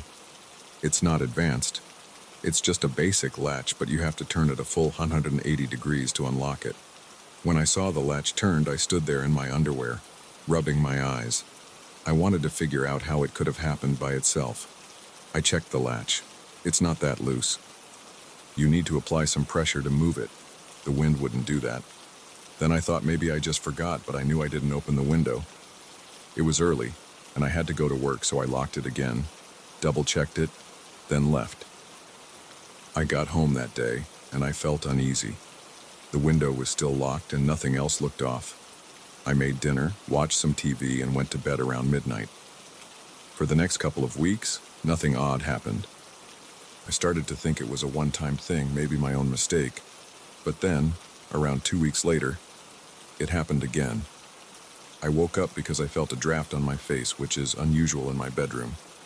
I sat up and I realized the window was open a crack, letting in a weak breeze from that dark gap outside. I jumped out of bed and flicked on the light. The latch was turned again, same as before. I felt a chill in my arms. I kept looking around the room, checking behind the door, in my closet, under the bed. Everything was normal except for the window. I shut it and locked it. Then I stood there for a moment, listening. The air in the room felt heavier than normal. I walked over to my front door to see if it was still locked. It was. I checked the chain lock. That was fine. I looked in the kitchen.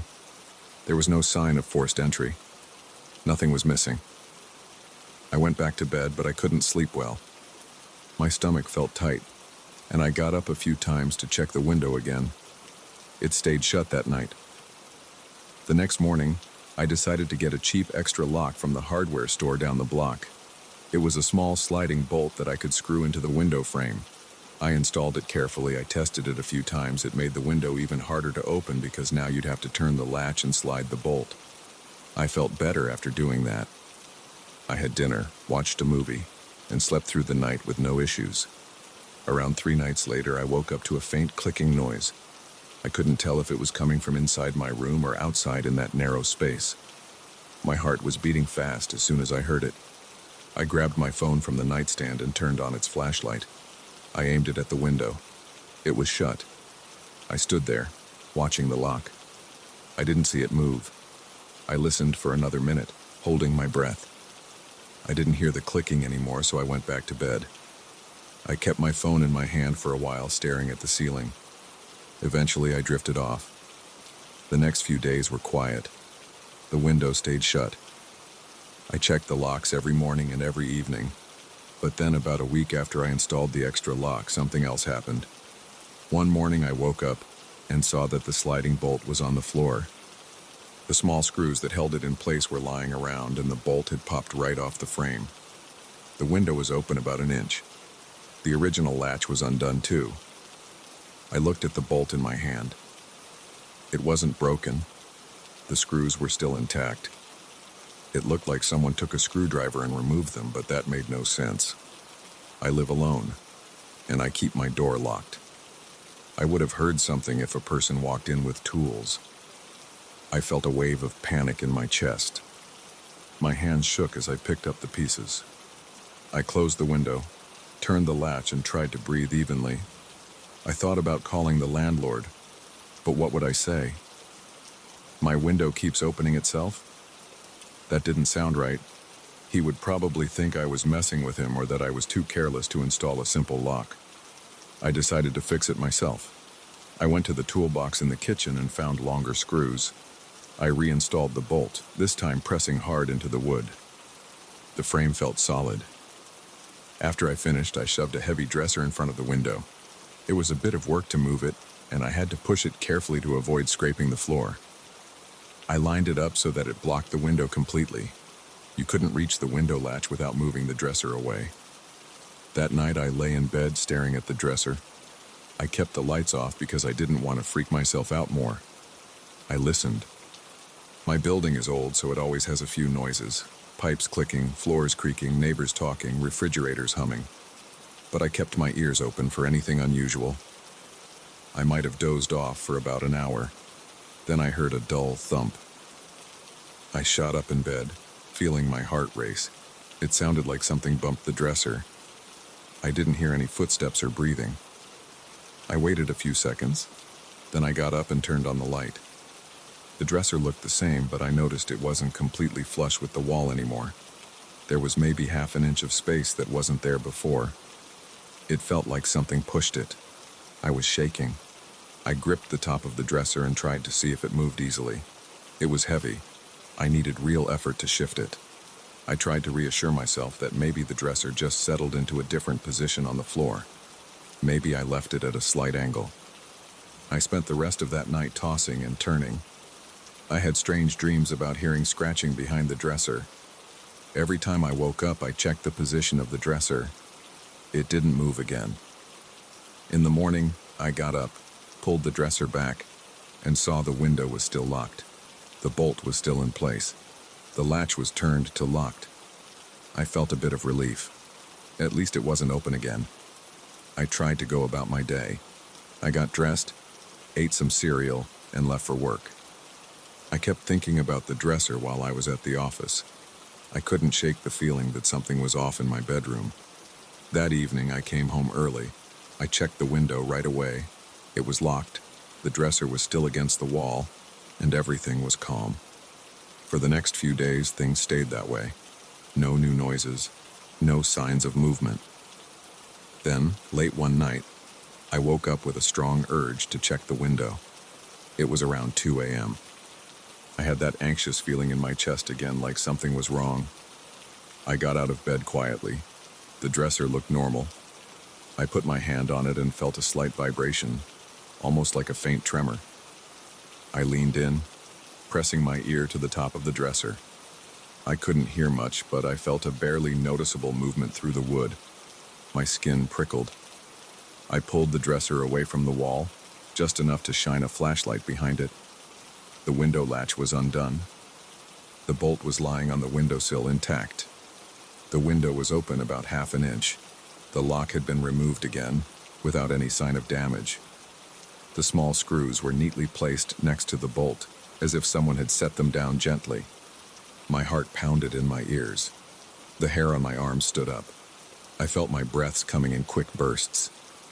I almost dropped my phone. I kept expecting someone to jump out from the dark corner behind the dresser, but there was no space for anyone to hide there. I slammed the window shut, locked the latch, and tried to reinstall the bolt in a hurry. My fingers were shaking, and sweat dripped down my forehead. I had trouble lining up the screws. I managed to get 2 of them in, just enough to hold the bolt again. Then I shoved the dresser back against it.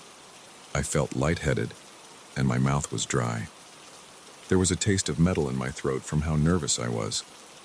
I grabbed a glass of water from the kitchen and sat on my couch for a while. I turned on the TV, not because I wanted to watch anything, but because I needed noise. I didn't go back to my bedroom for a long time. The idea of sleeping in there made my stomach tense up. When I finally did go back, I left the hall light on. I checked the dresser. It hadn't moved. I decided to try to sleep. My body felt drained, and I wanted at least a few hours of rest before morning. I slid under the covers, but I couldn't stop thinking about how that bolt ended up on the windowsill. Nobody could fit through that window. It's too small, and the gap outside is too narrow. There's no way anyone could stand there with tools. Also, the building walls are smooth concrete. There's no place to grip or climb. I tried to replay everything in my head. Maybe I was missing some detail.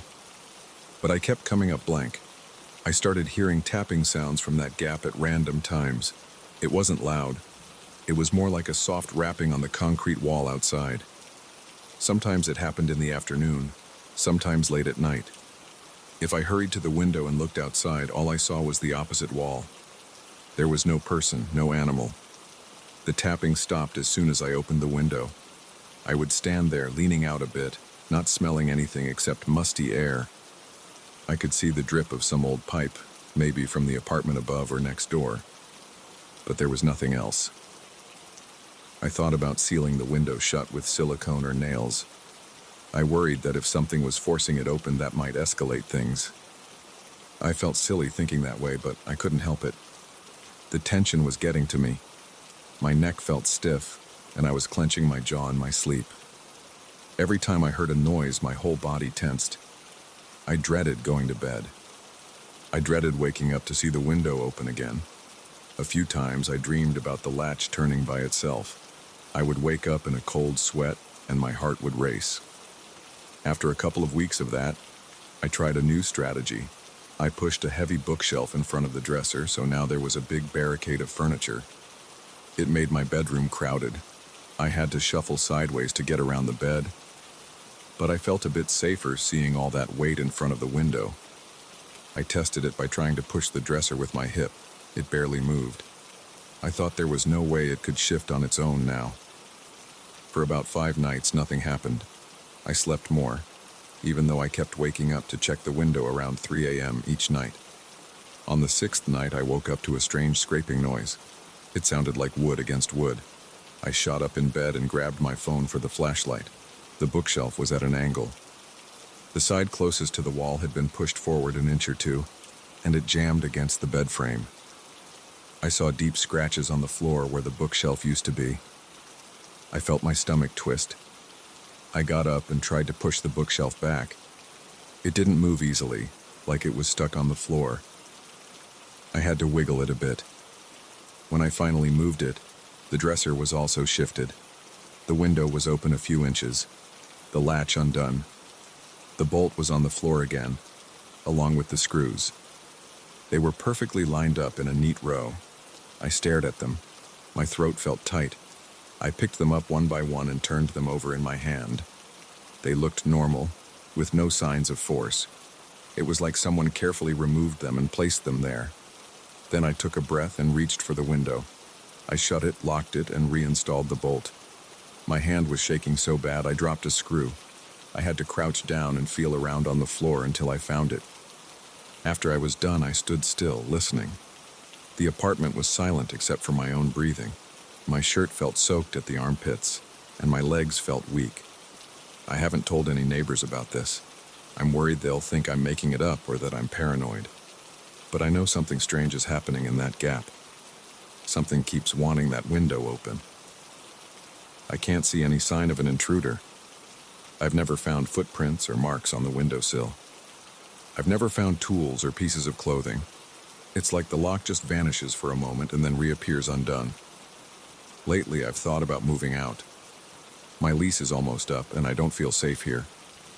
I've considered drilling the window frame shut, but I'm afraid that might make things worse.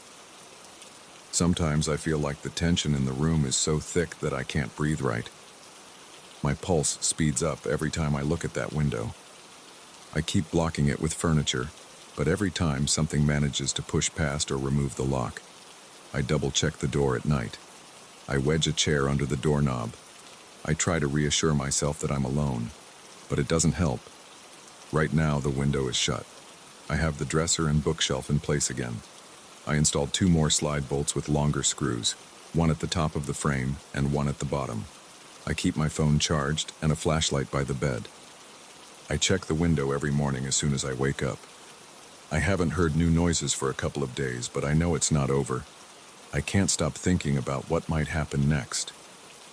I keep feeling a slight draft on my neck when I lie in bed, and I can't tell if it's real or my imagination. That's everything that's happened so far. I don't have a solution. I don't even have an explanation. I just know that window won't stay closed, no matter what I do. Something is forcing it open. Something wants access to that dark gap, and I don't know how to make it stop. I don't care if people think I'm losing my mind.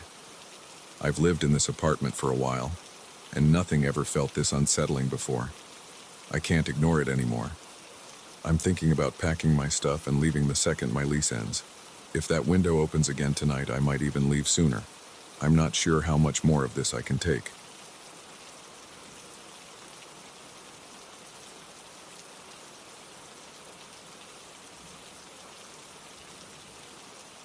I never thought I would question my own senses, but these last few weeks have changed that. I used to feel calm when I walked on that forest trail. Now I watch my every step, and I keep looking over my shoulder. Something's not right out there, and I can't shake the feeling that I'm being watched. I'm a grown man with no history of seeing strange things, yet I can't deny the events that keep happening. I usually head to the trail around 5 or 6 in the evening. There's a little parking area at the edge of the reserve, and from there it's a short walk through a small clearing until I reach the tree line. The place has always been quiet. Sometimes I see a few squirrels or rabbits. Sometimes I spot a lone hiker or a couple out for a stroll. In general, the trail is empty.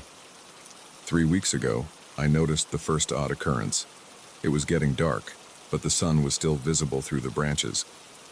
I was walking at my usual pace, not rushing. My sneakers crunched the dirt and loose gravel under my feet. I heard the wind rustling the leaves, and I felt that dry summer air on my face. Everything seemed normal. Then, just out of the corner of my eye, I caught a shape moving between 2 thick trees. It was a dark shape, but I couldn't see any details. I jerked my head in that direction, but I only saw trunks and branches. I assumed it might have been a trick of the light.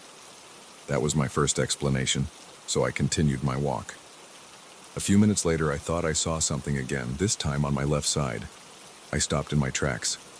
The forest was silent for a moment. I scanned the area, but I saw nothing except leaves, bark, and scattered logs. I told myself it was just my imagination. I was tired.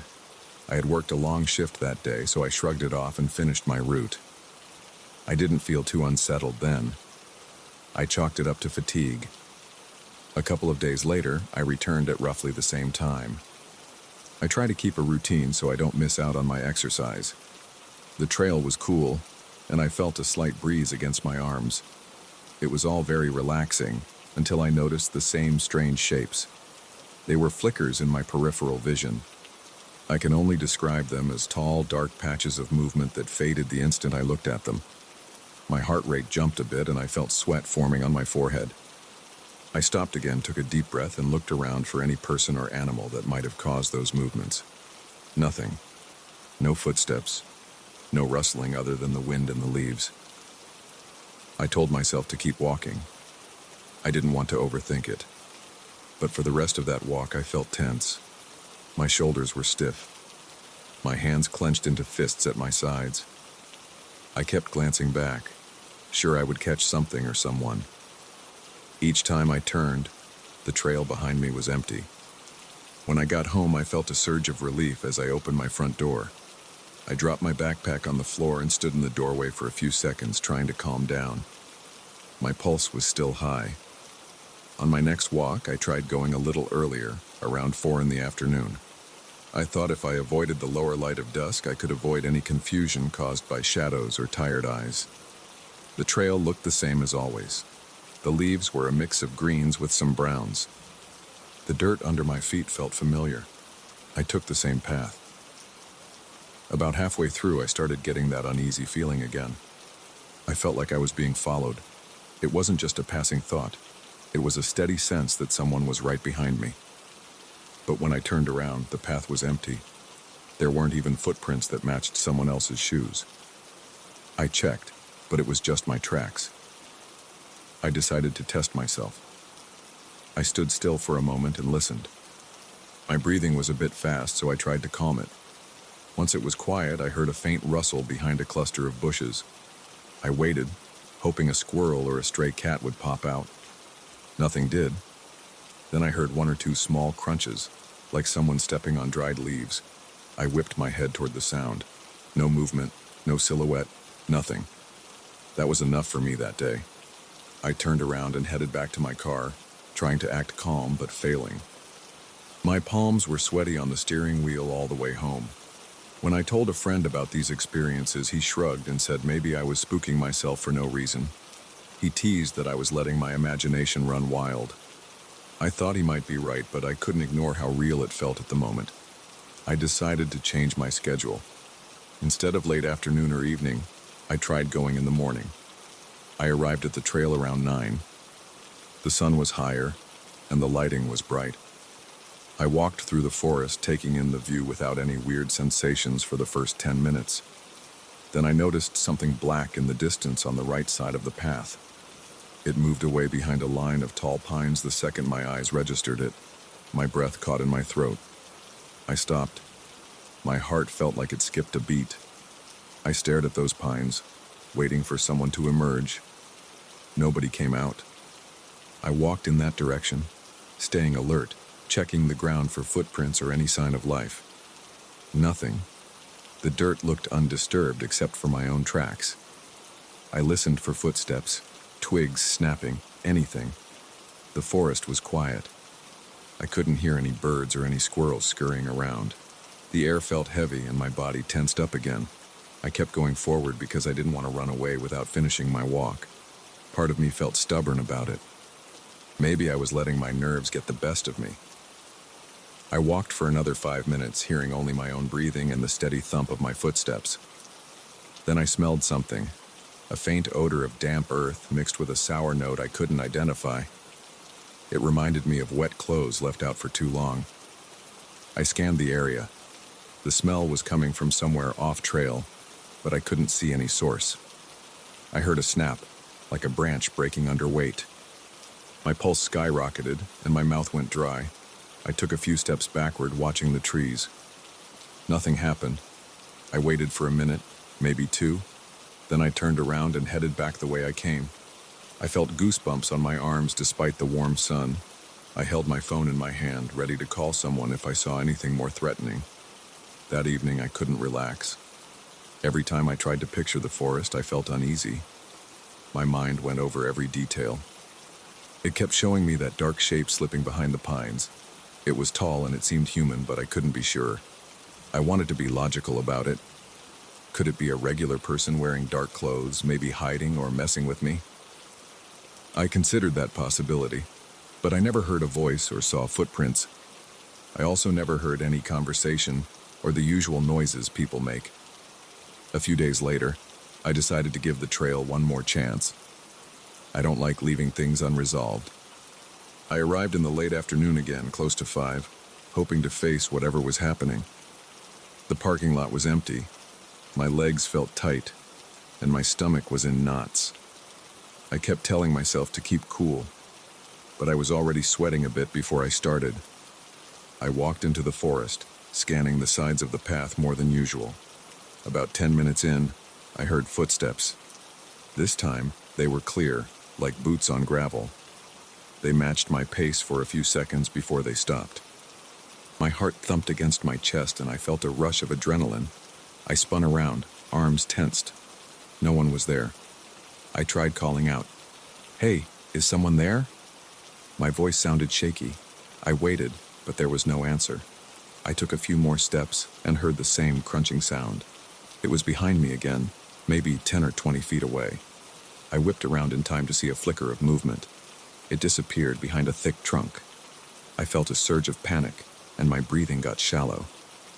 I glanced down the path, trying to decide whether to run or confront it. The footsteps started again, slow and heavy. Then they stopped.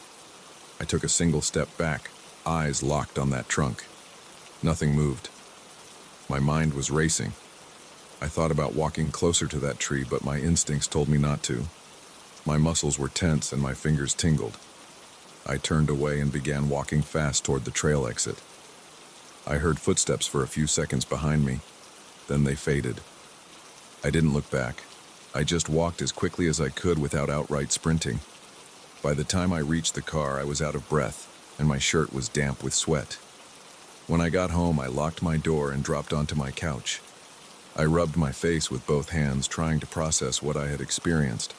Everything about those footsteps felt real. I knew I wasn't just imagining them. There was no reason for me to hallucinate or trick myself like that. My stress level was through the roof and my body ached with tension. Over the next few days, I kept thinking about returning to the trail, but my gut told me not to. My friend suggested I find another place to hike, maybe a more popular spot with more people around.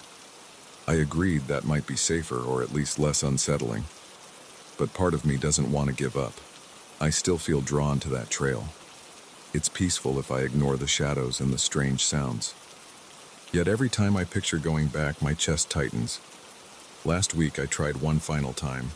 I chose noon on a Sunday, thinking there might be more people out enjoying the day. I pulled into the parking area and saw no other cars. That did not make me feel better.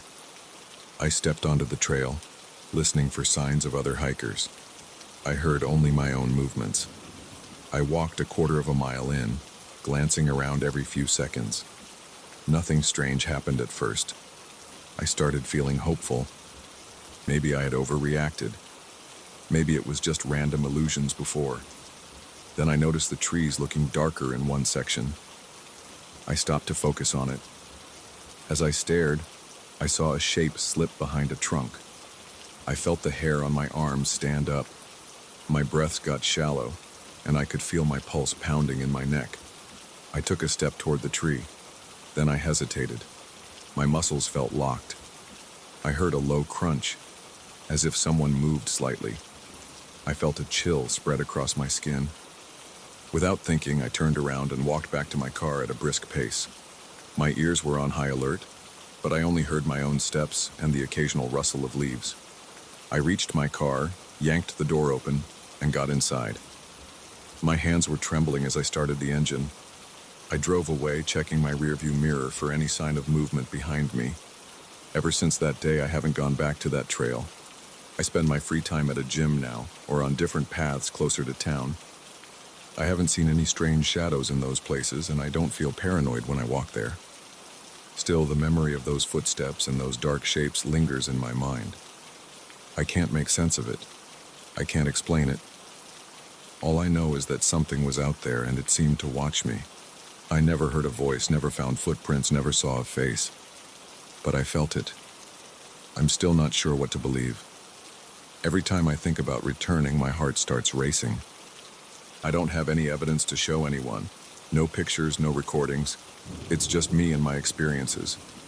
That trail, once a peaceful spot, has become a place I associate with tension and confusion. I'm not ready to dismiss it as a figment of my imagination, but I also can't prove anything was really there. Maybe someday I'll find the courage to go back and see if anything has changed. Right now, though, I'm choosing not to push my luck. I'd rather keep my distance. I still drive by the reserve sometimes and my eyes flick to that tree line. It looks calm from the outside, but I remember the shapes, the footsteps, and that heavy feeling of being watched.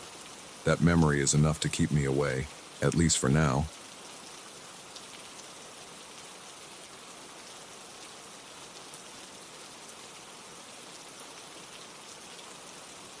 I've lived in this building for 3 years, and most days I don't think about the little balcony on the third floor. It's a communal space that nobody uses. There's no lawn chair set, no table, no plants. There's just this old rocking chair against the wall. I never saw anyone sit in it. Whenever I walked by, I'd just glance at it, then move on. But one night I heard this odd sound coming from that balcony. It was a slow creaking noise that reminded me of a loose door hinge. It kept going at a steady rhythm, and then it stopped. The next morning I saw that the rocking chair had been dragged a few feet. It faced the glass door, as if someone had been watching the hallway from outside. That was the moment I realized I couldn't ignore it anymore. I live on the second floor, but there are only 3 floors here. There aren't many people in the building. I know Linda and Carlos from the first floor. There's an older couple on the third floor, but they barely leave their apartment. A young couple also lives on the second floor, but we don't chat much beyond the usual greetings. I asked all of them about the chair when I first noticed it had moved. Carlos said he had no idea it existed. Linda swore she'd never heard or seen anyone out there. The older couple just shrugged. The young couple told me they hadn't gone near it. Everyone acted like the chair was just some piece of junk that belonged to nobody. During the day, the balcony is bright from the sunlight. The walls are a dull white. The floor is made of gray concrete. There's a wooden railing with chipped paint that wraps around. On most days, I see dust and leaves collecting in the corners. The chair is right against the wall next to the door leading out. It's old. Its wooden frame is scuffed, and a bit of the seat is torn. One of the legs has a crack in it. The backrest is curved, and the arms are round and smooth in some places, rough in others. It looks like something from decades ago, left outside to rot. But it stays in one piece. I first noticed the chair shifting positions about a month ago. I usually get home around 7 p.m. I drop my keys on the kitchen counter, grab a quick dinner, then settle into my living room. Sometimes I watch TV. Sometimes I do some reading. Around midnight, I start preparing for bed. One night, while I was brushing my teeth, I heard this dull squeak. It was faint, but it kept happening at a steady pace. I turned off the faucet and listened. It came from upstairs. I opened my apartment door and walked quietly to the stairwell. The sound got clearer as I climbed the steps. It was definitely a rocking motion. I reached the third floor landing and stood next to the door to the balcony. The noise continued. It was a slow back and forth squeak. After a few seconds, it stopped. I twisted the knob and stepped outside. The night air was cool. The sky was clear, with no wind. The chair was still. It faced the wall. I stared at it for a moment, felt a slight chill on my neck, then went back to my apartment. The following morning, I left for work around 8 a.m. My commute is short, just a quick bus ride. When I passed by the balcony door, I glanced outside. The chair was about 3 feet away from where it had been the night before. It faced the glass. I didn't think anyone else had gone out there that morning. I felt a spike of unease in my chest. I tried to shrug it off, telling myself someone must have moved it. But I couldn't shake the feeling that it was odd how nobody claimed it. Nobody joked about it. Nobody admitted to touching it. At first, I tried to ignore the situation. I kept to my normal routine. 2 weeks passed without me paying much attention to the balcony. But one night around 2 a.m., I heard the squeaking again. It sounded a bit louder. I jumped out of bed, walked into my living room, and listened through the window that faces the courtyard. The noise seemed to echo, but it was faint. I pulled on some jeans and a jacket, went to my front door, and climbed the stairs as quietly as possible. When I reached the top, the squeaking kept going for a few more seconds, then stopped abruptly.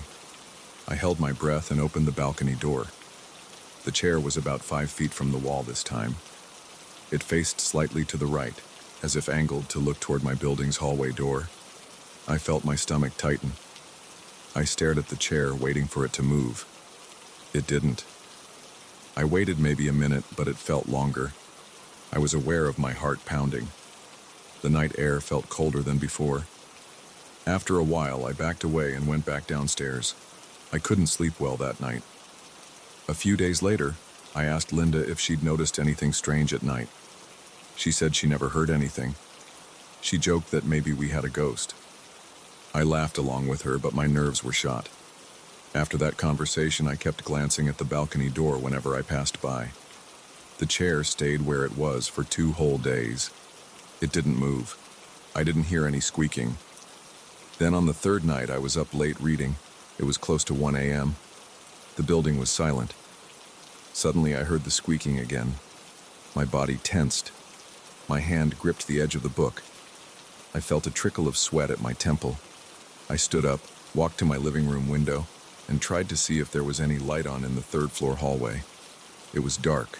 The squeaking continued, slow but steady. This time, I decided to watch from my own floor. I went into the corridor, then to the 2nd floor landing where I can look up through the stairwell. The sound was definitely coming from the balcony area. I saw nothing moving in the hallway. After about 30 seconds, it stopped. The next morning, I found the chair angled toward the door again. It had a slight tilt, like it was off balance. The seat had a faint dent, as if someone had just been there. The wood smelled slightly musty, but there was another odor too, like old tobacco smoke. I don't smoke, and neither do any of my neighbors as far as I know. I felt an uncomfortable pressure in my chest. I kept thinking about how I'd never seen any sign of who might be using the chair at night. I decided to stay up late on purpose one weekend. I wanted to catch whoever was doing this. I set up a small folding chair in my apartment's hallway, right behind the door to my unit so I could peek out. I shut off the lights inside. I waited there with the door cracked open just enough to look into the corridor. I had a clear view of the stairs. I read a magazine under the dim light of a small flashlight. It felt like hours. Around 2 a.m. I heard the squeak. I tensed up. My hands shook a little, and my breathing got shallow. I waited, listening carefully. The sound continued for a full minute. Nobody came up or down the stairs. Nobody entered or left the 3rd floor hallway. The squeaking stopped. I waited a few more minutes, then crept upstairs. I turned the doorknob to the balcony as quietly as I could. I peered through the crack. The rocking chair shifted once or twice, then went still. I saw it move with my own eyes. But there was no breeze. There was no one there. I felt a jolt of adrenaline. The hair on my arms stood up. My throat went dry. My hands were clammy. The chair stopped moving. I shut the door and went back to my apartment without making a sound. After that night, I found myself feeling nervous every time I passed the balcony door. The mere sight of that old wooden chair made my stomach twist. Sometimes I avoided even looking in that direction. One morning, I went to take out the trash, and I felt this weird chill in the air. I glanced at the door, saw the chair in the middle of the balcony again, and felt a tightening in my chest. I didn't even bother trying to move it back. I wasn't sure what I'd do if I touched it. It sounds stupid, but I felt like it might shift under my hand. That idea made my skin crawl. One afternoon, Carlos caught me in the hallway. He asked me if I knew who kept leaving the balcony door propped open during the night. I told him I had no clue. He said he sometimes found it open early in the morning, even though he was sure it had been shut the evening before. I asked if he'd heard any noises or if he'd seen anything. He just shook his head. He seemed uncomfortable. He asked me if I noticed anything strange going on, and I played dumb. I pretended I had no idea what he was talking about. I wasn't ready to talk about the chair with him. I didn't want to sound unhinged. Over the next week, I heard the squeaking noise 4 nights in a row. Each time it started around 1 or 2 a.m. and lasted no more than a minute. It always stopped the moment I decided to investigate. I thought about setting up a camera, but I felt silly about the whole thing. Part of me just wanted to pretend it wasn't happening. Another part of me wanted to see proof, but I was scared of what I might capture. The tension built up each night. I found myself lying in bed anticipating the noise. I'd clench my jaw when the clock neared midnight. My muscles ached from staying so tense. I kept the curtains shut. I didn't feel safe looking outside. One evening, around 11 p.m., I went up to the balcony with a small flashlight.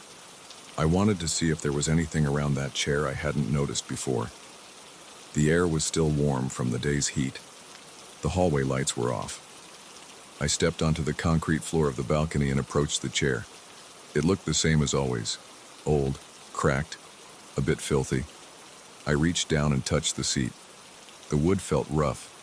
The tear in the cushion had frayed edges. There was a musty odor. I sniffed the armrest. That old tobacco smell was still there. I knelt down and shone my flashlight on the floor underneath. I saw dust, a few dead bugs, and some scraps of leaf debris. There were no footprints, no weird stains, nothing that explained anything. I felt goosebumps on my arms even though it was warm outside.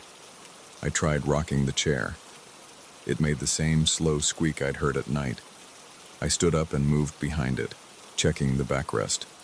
There were faint scratches like someone had run their nails along the wood. I didn't see any names or symbols, just random marks. I didn't find any hidden compartments or anything that might suggest a prank. The longer I stayed out there, the more uneasy I felt. My hands started trembling, my legs felt weak. I got that sense of being watched, even though I was alone. I backed away, turned off my flashlight, and went inside. I locked my apartment door, feeling a rush of relief once I was safe inside. That same night, I decided to stay awake until I heard the noise. Around 1:30 a.m. it started. My stomach knotted up. My heart pounded. I waited about 10 seconds, then moved to my living room window. I pulled the curtain aside a tiny bit. I could see the third-floor balcony if I angled myself just right, but only part of it. I stared through the opening. The squeak stopped. I noticed a slight motion in the shadowy corner. Then it went still. The chair had moved toward the balcony railing. There was no one there. I couldn't sleep after that. I sat in my living room until dawn, thinking about what I saw. My mind kept racing. I knew the building was locked at night. I knew there wasn't anyone from the outside coming in. I had no reason to suspect any neighbor. Nobody had a key to the balcony door besides the people who live here, and none of them admitted using the space. I started to wonder if I should call someone or get rid of the chair, but it wasn't mine. I wasn't sure if that would cause trouble. Also, I felt this irrational hesitation, like if I took it upon myself to remove the chair, I might be inviting more problems. So I did nothing. That brings me to last night. I was restless again. I was lying in bed, eyes shut, but I couldn't drift off. I heard the squeaking. My heart thumped in my chest. My breathing got fast. I rolled onto my side and stayed there. The squeaking went on for maybe 15 seconds. Then I heard a soft scrape, like the chair was being dragged along the concrete. My skin prickled. My arms felt cold. I got up, went to my living room, and stood by the door. I felt scared to open it. I just stared at the doorknob, listening. Everything went quiet. I didn't open the door. I didn't investigate. I just waited, feeling my pulse in my throat. Eventually, I went back to bed. I tried to sleep, but it was fitful. This morning on my way out, I looked toward the balcony again. The chair sat in the center, angled directly at the glass door. It looked like it was waiting. I hesitated for a few seconds. My chest felt tight. I opened the door just to see if it would do anything. It stayed still. It was just a beat-up wooden rocking chair, silent and motionless. Nothing happened. I breathed out, shut the door, and left for work. But the memory of that squeaking sound and the sight of the chair in that position stayed with me all day. I don't have an explanation for this. No one else in the building takes it seriously. I keep hoping someone will knock on my door and say they've been messing with me, but nobody does. Each time I walk past that balcony door, I get a shiver in my spine. I start sweating. My heart speeds up. I can't help thinking about what I saw. The chair swayed on its own, with no wind. I heard the noise. I've seen it move positions, and I don't know who or what is causing it. I just feel uneasy whenever I'm near that spot. I've considered packing up and moving out, but that's expensive and complicated. For now, I stay. Every time I climb the stairs, I look at that door. I take a deep breath before I pass by. Sometimes I think I hear a faint creak or squeak from behind the glass. I don't stop to investigate anymore. I just keep walking. But I can feel a chill running down my back, and I know that chair is still there, waiting in the corner, ready to shift again when darkness falls.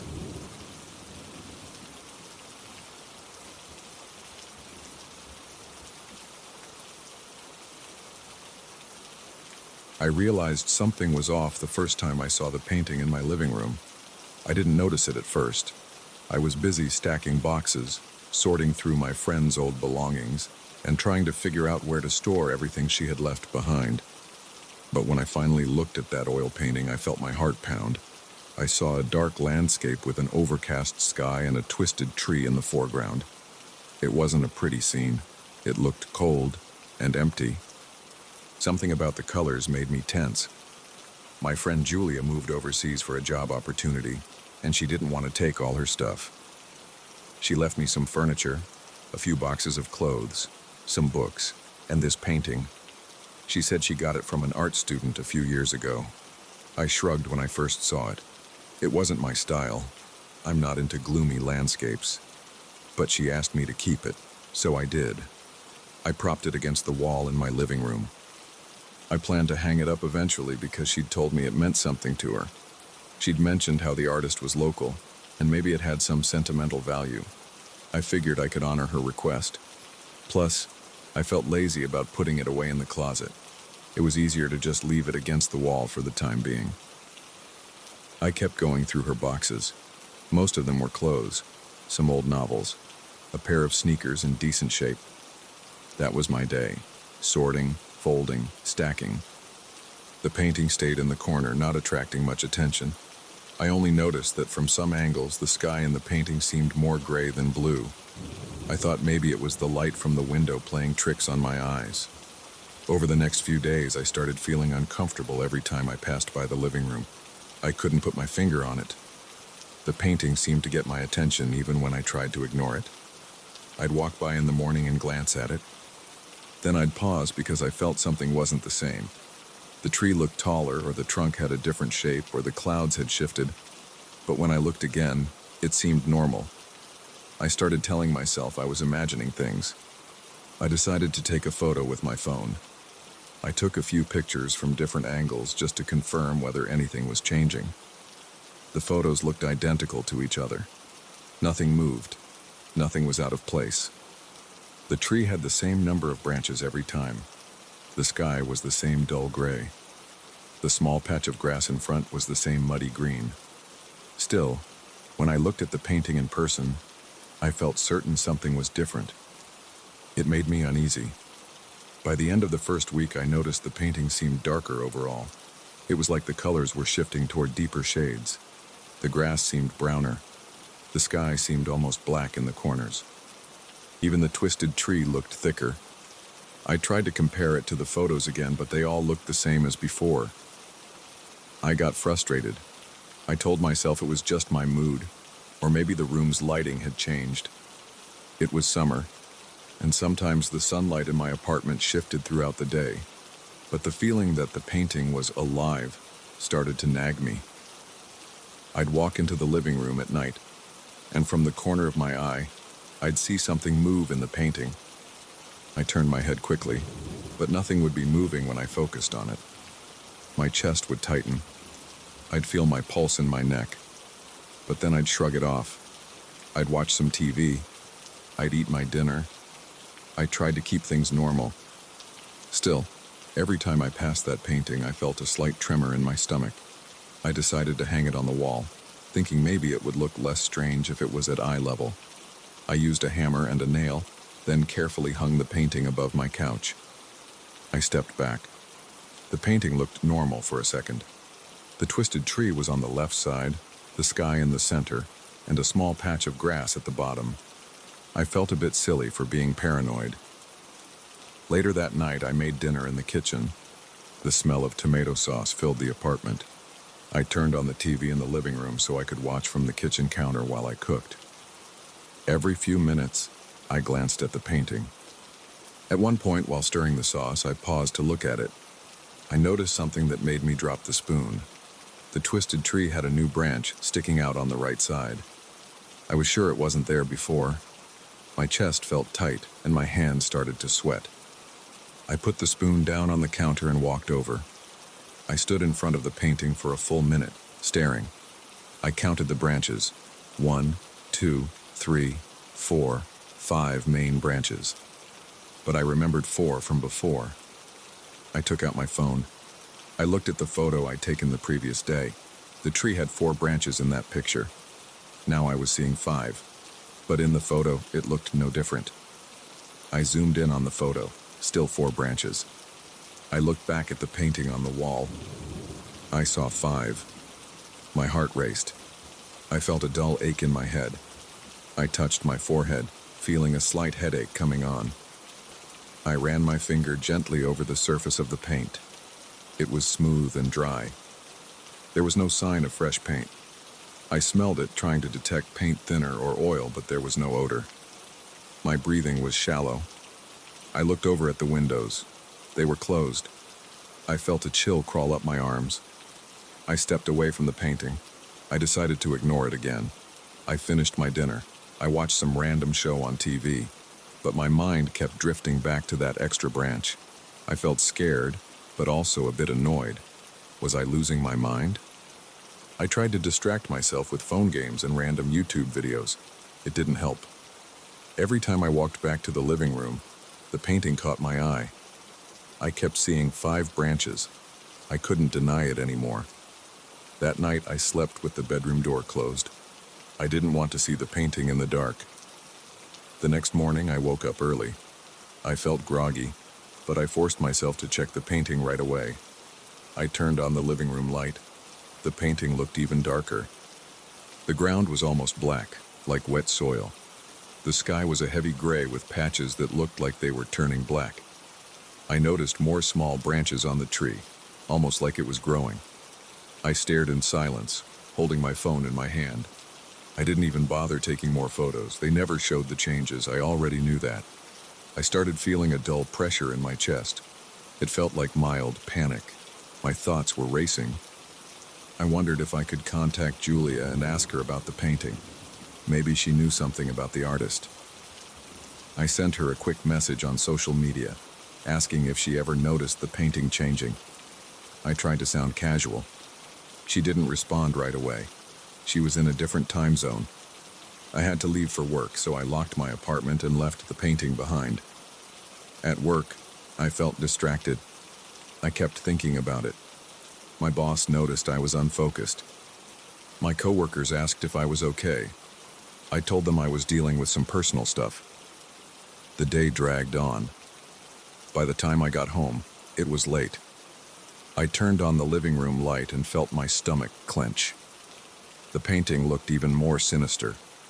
The twisted tree stood out more. The shadows on the grass were longer. The sky seemed to blend into the corners of the canvas, like it was swallowing the landscape. My phone buzzed.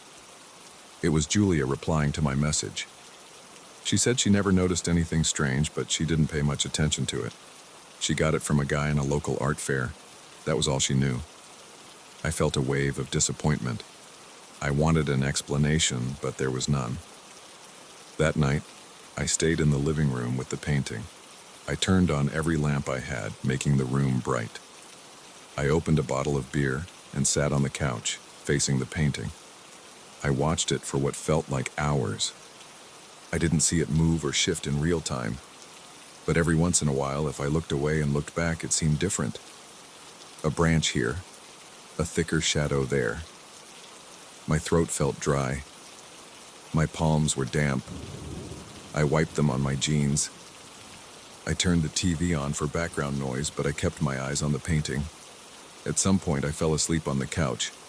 In the morning, the painting was darker again. I saw new details in the shadows, like faint outlines of something in the background. I couldn't make out if they were more trees or rocks. The overall scene felt heavier. I was tired of feeling afraid. I decided to do something about it. I tried to remove the painting from the wall. My hand was shaking as I reached for it. I lifted it off the nail and carried it across the room. It felt heavier in my hands than before, though I didn't know if that was real. or just my imagination. I shoved the painting into a big garbage bag. I felt a strange mix of relief and anxiety. Part of me wanted to throw it in the dumpster right away, but Julia trusted me to take care of it. Also, I felt like it wouldn't be that simple. I worried that if I just threw it away, I'd keep thinking about it. Maybe I'd see it in my dreams or something. Still, I didn't want it in my living room. So I took it down to the storage locker in the basement of my building. My basement is a cold concrete space with overhead lights that flicker. There are rows of metal cages where residents store bikes, boxes, and random items. I unlocked my cage, set the painting against the wall, and locked it in. I exhaled slowly. I went back upstairs and tried to go about my day. The living room felt calmer without the painting on the wall. I vacuumed the floor, did the dishes, and listened to some music. For the next few days, I avoided the basement. Every time I passed the elevator buttons, I felt a small jolt of fear at the thought of going down there. But I told myself the painting was locked away. It couldn't do anything to me if I didn't look at it. I even slept better at night. After a week, I had to get my bike for a quick ride. That meant going to the basement locker. My chest felt tight as I took the elevator down. The doors opened. The hallway smelled damp. The overhead lights buzzed. I walked to my locker. I heard the echo of my own footsteps on the cement floor. I stood in front of the metal gate. My heart pounded. I knew the painting was on the other side of that gate. I grabbed the padlock and hesitated. My hands were shaky. I unlocked it and slid the door open. I saw my bike leaning against the wall. The painting was next to it. Even through the black garbage bag, I could see the outline of the frame. I didn't want to look at it, but I felt compelled. I moved the bike aside. I pulled open the bag just enough to see the canvas. I felt a surge of nausea when I saw it. The painting was almost completely black. The twisted tree was still visible, but it was like a silhouette against a dark background. The small grass patch looked more like a black swamp. Everything had merged into this dim shape. I felt my legs weaken. I tried to steady my breathing. My mouth felt dry. I put the bag back over the painting. I locked the cage.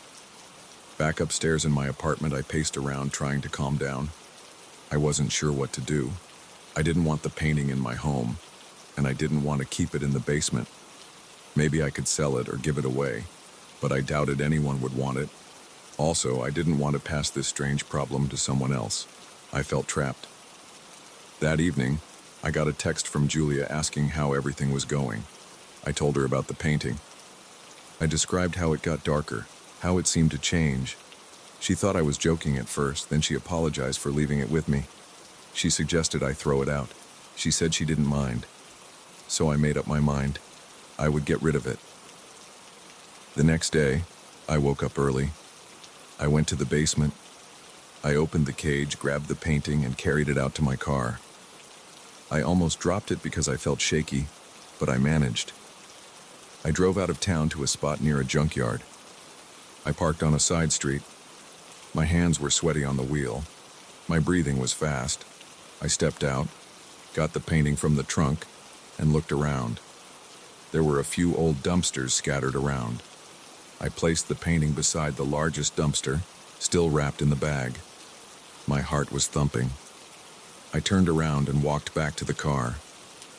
I didn't look back. I felt a wave of relief wash over me as I drove away. It's been a few weeks since then. I haven't seen the painting again. My apartment feels lighter, and I don't have that nervous feeling when I sit in my living room. I keep expecting to see something else strange happen, but so far, it hasn't. Sometimes I catch myself glancing at the wall where it used to hang, but it's empty now. I don't miss it. Julia asked if I got rid of it, and I confirmed. She was fine with that. I still feel uneasy when I think about it. Part of me wonders if the painting is still out there, growing darker. Sometimes I imagine someone else picking it up and taking it home, but I try not to dwell on it. I just focus on my routine, my job, and my life. That's all I can do for now.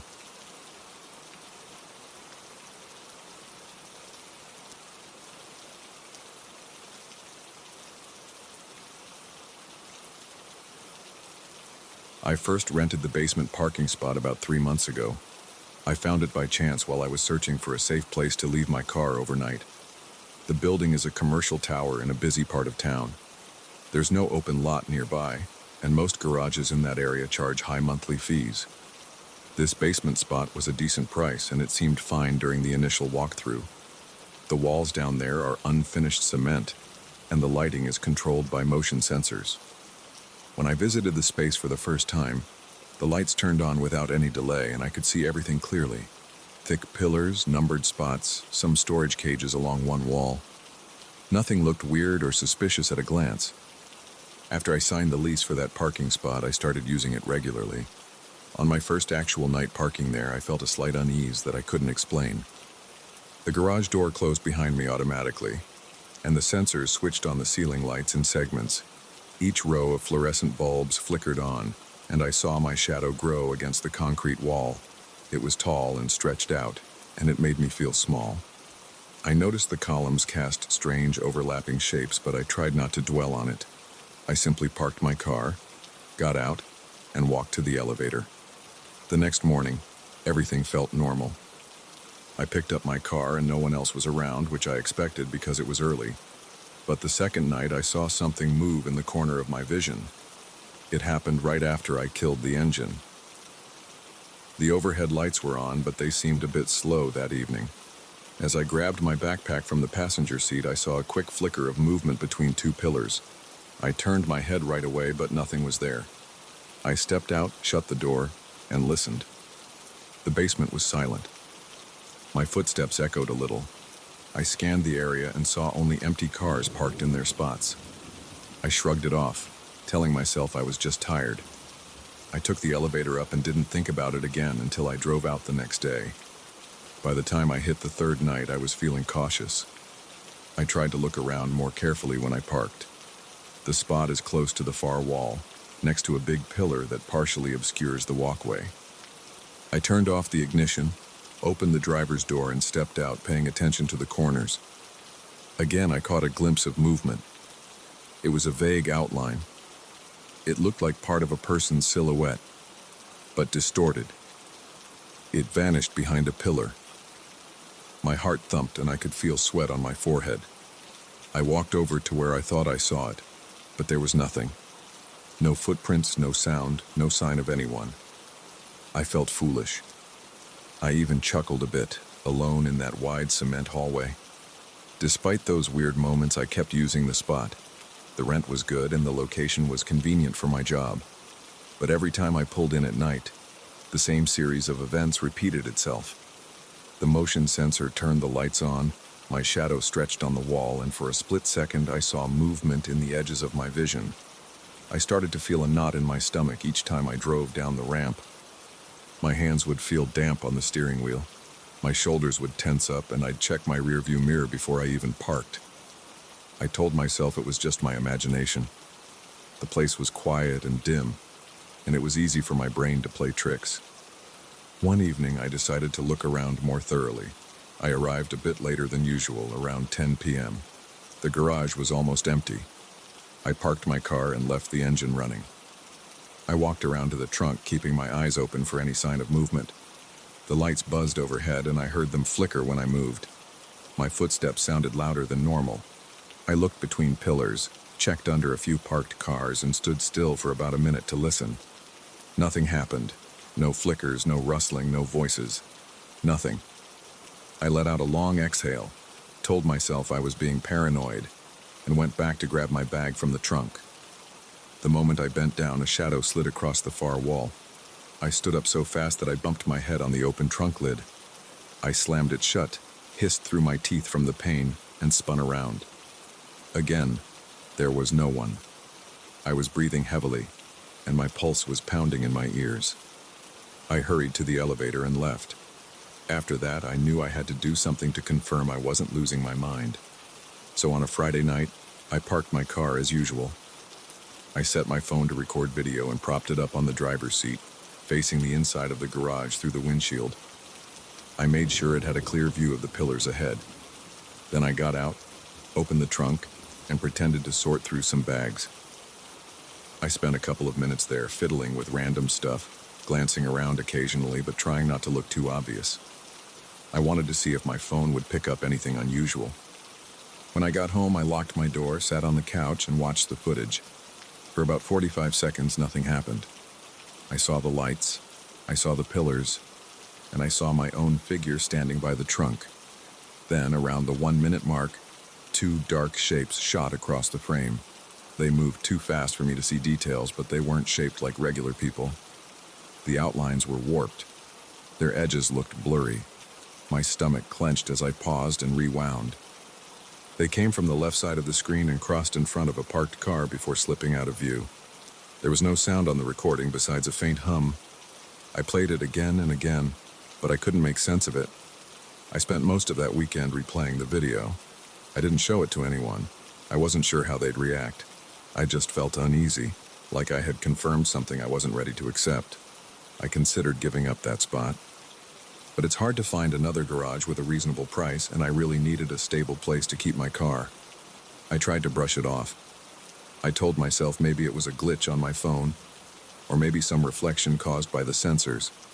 But deep down, I knew that wasn't right. I could see the distinct shapes moving at different times, even adjusting slightly as they moved past the pillars. On Monday, I returned to park there. I felt my chest tighten when I turned off the ramp into the basement. The sensor lights came on and I could hear the mechanical click of the overhead tubes. My own shadow appeared on the concrete wall. It was long and dark, just like always. I climbed out of the car and kept my eyes fixed on the area around the pillars. My breathing was shallow. I tried to steady myself. I told myself I only needed to lock the car and get to the elevator. That was it. Just a simple walk. But as soon as I closed the driver's door, I heard a faint scraping noise. It was coming from behind the far pillar. It sounded like something sliding across the floor. I paused and held my breath. I moved slowly around the car to get a better angle. My heart was pounding in my throat. I glanced toward the pillar, but I didn't see anything.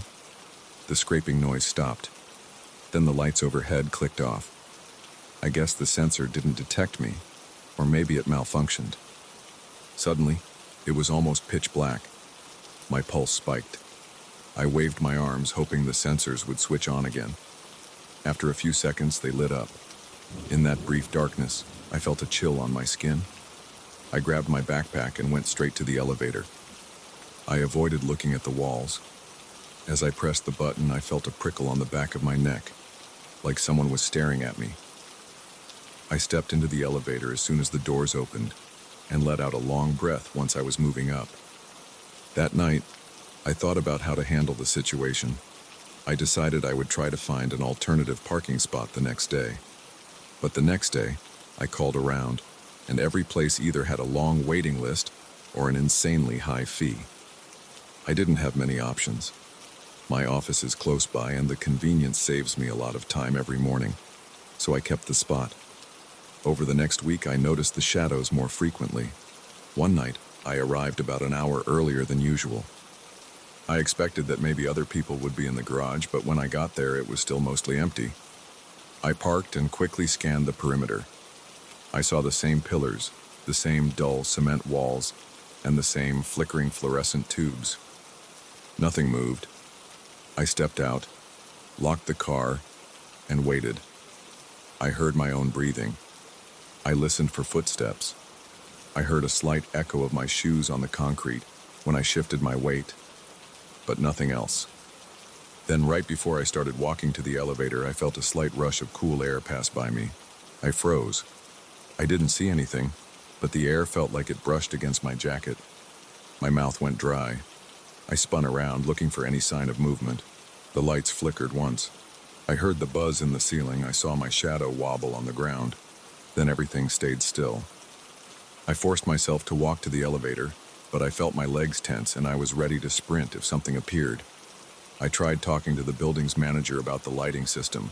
I asked if they'd had any complaints about flickering or sensor failures. The manager shrugged. He said everything was normal. He mentioned that he sometimes gets feedback from tenants about the basement being too dark, but that's just how it is. I didn't tell him about the shapes or the video. I felt it would sound too strange. I simply nodded and left. From that point on, parking became a tense ritual. I'd drive in, slow down as I approached my space, and watch the walls. The sensor lights would come on, and I'd see my own shape flicker across the concrete. I'd step out of the car, feel my pulse in my ears, and look around. Some nights, nothing happened. Other nights, I'd see a glimpse of something sliding along the back wall. It never stayed long enough for me to focus on it. It was always a quick, darting motion. It was never a fully defined human figure. It seemed more like a blurry mass, moving in unnatural ways. Sometimes it swayed from side to side. Sometimes it crept along the base of a pillar. No one else ever seemed to be down there with me.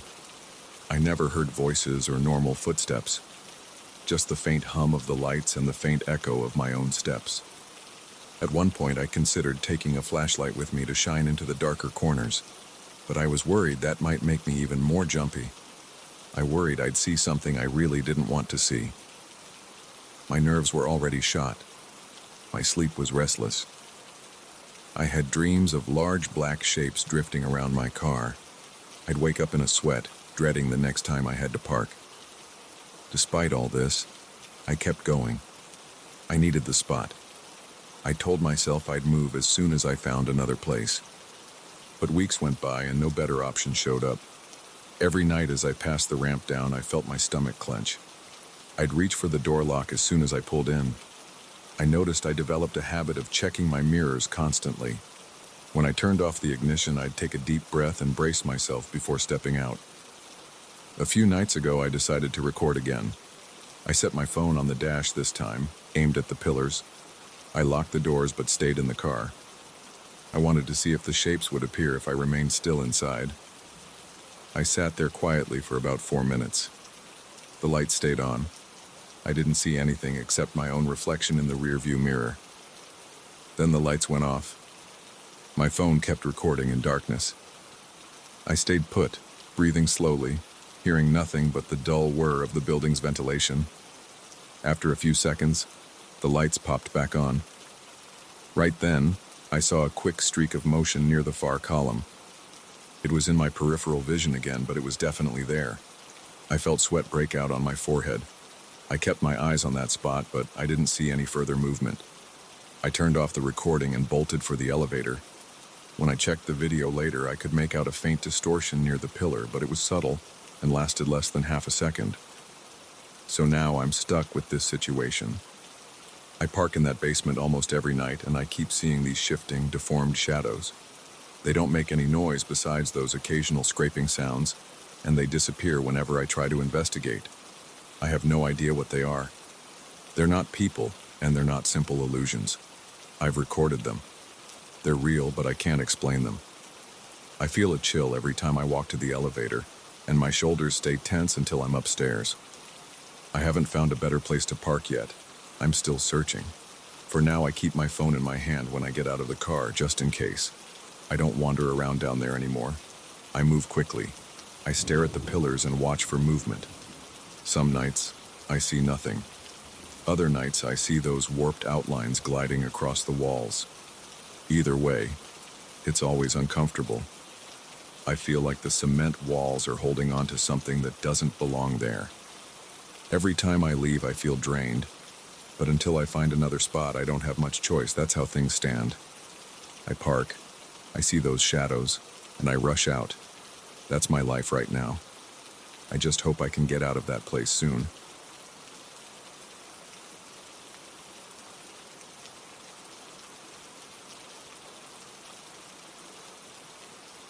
I felt the chill the moment I walked into that room. It wasn't dramatic at first, it was just this quick burst of cold air near the door that connected my unit to the next one. I stood there with my suitcase in one hand, my key card in the other, and I felt a tight knot form in my stomach. Something about that door bothered me from the start. It looked ordinary, like any door you'd find in a hotel with adjoining rooms. But the knob felt strange when I tested it. It was locked, just as the front desk said it would be. Yet my hand felt a slight vibration, like there was a breeze pushing against the door from the other side. I'm a sales rep, and I travel to different cities every month. I've stayed in all sorts of places, motels, fancy hotels, roadside inns. This time, the company booked me in an apart hotel that had a small kitchen, a living area, and a separate bedroom. The front desk said the building wasn't very busy that week. I liked that idea because I figured it would be quiet. I checked in late in the afternoon, lugging my bags up in the elevator while I flipped through emails on my phone. The hallways were wide and well lit, and the carpet looked new. When I reached my door, I noticed there was another door nearby. It belonged to the adjacent unit. I didn't see any light coming from underneath it. I assumed it was empty. Once inside my place, I tested the connecting door. It was locked, like I said, and there was no sign it could be opened from my side. There was a small deadbolt above the handle, and that was locked too. I didn't think much of it at first. These places often have connecting doors for families or friends who rent both rooms. I unpacked a few clothes, stuck them in the closet, and then I went out to grab dinner. I came back around 9. The room felt a bit cold when I walked in, but I figured the air conditioning was just set too low. I adjusted the thermostat and took a shower. Afterward, I sat on the couch to catch up on a video call with a coworker. While I was on that call, I caught myself glancing at that door a few times. I saw the handle reflected in the TV screen. I tried to push the thought out of my head, but it kept nagging me. Nothing was happening, but I had this urge to watch it. Eventually, I brushed my teeth and climbed into bed. The sheets were clean, and the pillow was firm. The place was pretty nice. I read some emails on my phone for about 10 minutes. Then I started to doze off. At some point, maybe after 30 minutes of lying there, I felt that cold air again. It rushed across the room, and I heard a faint creak. It sounded like the door hinges were moving, but I couldn't be sure. I sat up and saw that the door was still shut. But there was a draft, and it was stronger than anything the thermostat should have been producing. It felt like it was coming from the small gap under the door. I got up, walked over, and put my hand against the wood. It felt colder than the rest of the wall. I tried to listen for something, pressing my ear lightly. That's when I heard it. It was like a muffled breath, except it also sounded like wind through a narrow space. It was constant and low. Every few seconds it paused, and then it came back. My pulse picked up. I tried to reason that maybe there was an air duct on the other side, or maybe that adjoining room had its own cooling system that was turned down to a low temperature. I didn't have any other explanation, but it felt too strange for a normal air conditioning unit. I've heard AC units before. They hum or whir, but they don't sound like breathing. I considered going down to the front desk right then, but I was tired, and I convinced myself that I was making a big deal out of nothing. I went back to bed and pulled the blankets around my shoulders. The cold air made my skin prickle. After a few minutes, I slipped into a restless sleep. I woke up the next morning, got dressed, and went to my work meetings for the day. I tried not to dwell on that weird sensation, but it stayed in the back of my mind. When I got back around 5 in the evening, I passed by the front desk. I decided to ask if they had anyone staying in the next room. The woman at the desk checked her computer and said no, that unit was empty. She even said it had been blocked off for maintenance work. I asked if maintenance might be in there at night. She said nobody had reported any overnight work. Then she asked me if I wanted to switch rooms. I almost said yes, but I shrugged it off. I told her it was fine, that I was just curious. I didn't like the idea of moving all my stuff. In my head, I didn't want to appear paranoid. That evening, I grabbed dinner at a nearby burger place and took it back to the room. I ate while watching some random TV show. A few times I leaned my head over the side of the couch to look at that door. It was quiet. The air didn't feel cold. I thought maybe I'd imagined the whole thing. After I finished eating, I tossed the takeout bag in the trash and decided to do some work emails at the small dining table. I had my laptop open and I typed up a report. About an hour passed without any strange noises. I felt relieved. Around 9, I switched off most of the lights and got ready for bed. I had an early start the next morning. I went to the bathroom, brushed my teeth, and turned off the living area lights. The only light left was the small lamp on the nightstand. The bed looked inviting, and I sat there for a minute scrolling through social media on my phone. Then I heard a click from the other side of that connecting door. It was a soft, deliberate click. It made me freeze. I stared at the door, and I noticed a faint glow seeping through the thin gap at the bottom. It wasn't bright. It was almost like someone had turned on a flashlight inside that empty unit. I set my phone aside and walked over, trying to be silent. My heart was pounding. My mouth felt dry. I pressed my ear against the door, and I heard that breathing sound again. But this time, it was broken up by a slight rattle, like someone was turning the handle. I could see the knob jiggle a bit. It turned a fraction of an inch, then stopped. My chest felt tight. I stood there, not sure what to do. Then the knob turned a little more, like someone testing if the door was locked. After a few seconds, it went back to its original position. The faint glow under the door disappeared. The breathing sound got quieter. I just stood there, feeling my legs shake. I yanked the deadbolt to make sure it was locked on my side.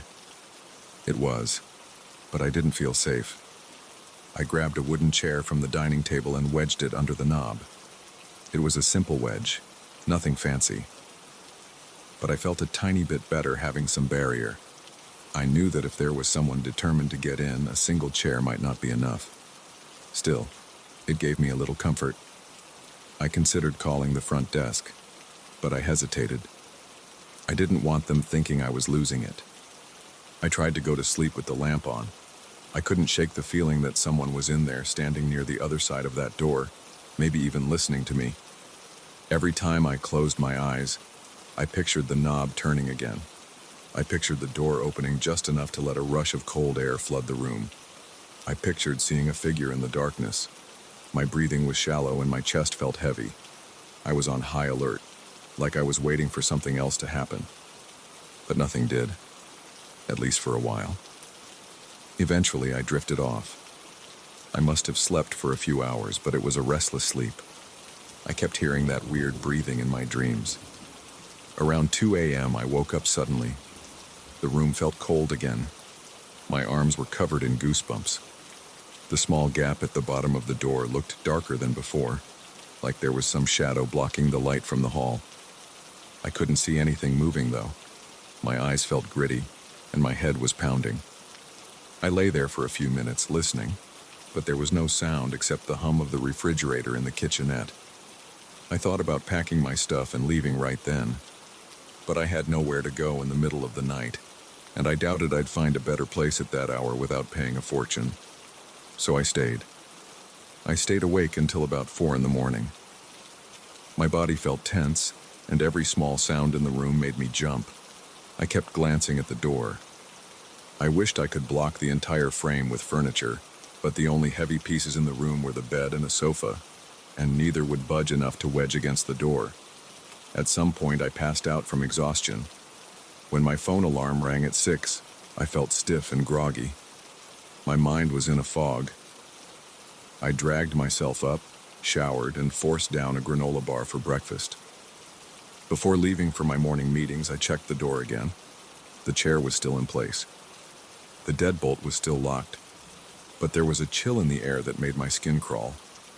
On my way out, I told the front desk guy that something felt off about the connecting door. He asked if I wanted them to send someone to check it out. I said sure. He made a note on a clipboard. I asked again if that adjacent room was empty, and he said yes. It was definitely empty. I spent the day feeling anxious. My meetings blurred together. I kept thinking about what I'd seen or thought I'd seen. I pictured that faint glow, the slow turn of the knob, and that breathing. Every time I remembered it, my neck got stiff, and I felt sweat forming on my palms. By the end of the afternoon, I considered asking my boss to switch me to a different hotel, but I knew that would cause problems with the travel budget, so I told myself I'd just get through one more night. I planned to push a piece of furniture in front of the door again and sleep with the lights on if necessary. When I got back, I asked the front desk if someone had checked the adjoining room. They said housekeeping took a look. Everything was locked. and there were no signs of anyone inside. They also said the room was a bit cold because the air conditioning had been left on a low setting. That was all they found. They turned off the AC and locked the door behind them. I tried to stay calm. I felt my pulse racing. If housekeeping had just been in there, that might explain the glow I saw, if it had been the night before. But the reception assured me no one was in there during the night. That last evening, I got back to my room and nothing seemed different. The door looked the same, the chair was where I left it. I heated up a meal in the microwave, but I barely touched it. I felt sick to my stomach from the tension. I kept thinking about how the knob had turned. I considered shoving the couch in front of the door, but it was too wide to fit neatly. Instead, I stuck with the chair method. I also took my luggage and placed it next to the chair, just to create more obstacles. After that, I sat on the edge of the bed, fully dressed, and stared at the door for over an hour. I felt my eyes burn from not blinking enough. That night, I barely slept. I dozed off for 10-minute intervals, always waking with a jolt. Every time I checked the door, the chair was still there, and the deadbolt looked secure. I didn't see any light. I didn't hear the breathing, but I still felt cold. It was a penetrating cold that made me shiver under the blankets. It felt like that door was the source. I kept my phone in my hand, ready to dial the front desk if something happened. Nothing did, though. It stayed quiet until morning. The next day, I got up early and packed. I didn't care if I had to leave a day ahead of schedule. I was done with that place. I took my suitcase, made sure I didn't leave anything behind, and shut the door behind me. My throat felt tight, and my hands were shaking as I locked the room one last time. I caught a cab to the airport and managed to change my flight. I didn't want to spend another night in that apart hotel. I didn't want to walk by that door again or feel that cold air. On the drive, I kept looking over my shoulder, as if expecting something to follow me. I felt relief only after I was seated on the plane. I don't know if there was a logical explanation for everything I experienced. Maybe I was overworked, or maybe the AC in that other room was malfunctioning. But I can't shake the feeling that something was there, something that didn't belong in an empty unit. I haven't stayed in another apart hotel since. Every time I book a trip now, I make sure I get a room with no connecting door.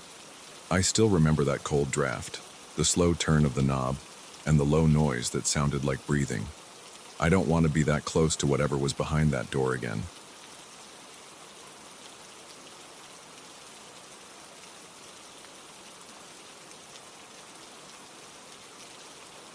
I still remember the first time I heard that phone ring.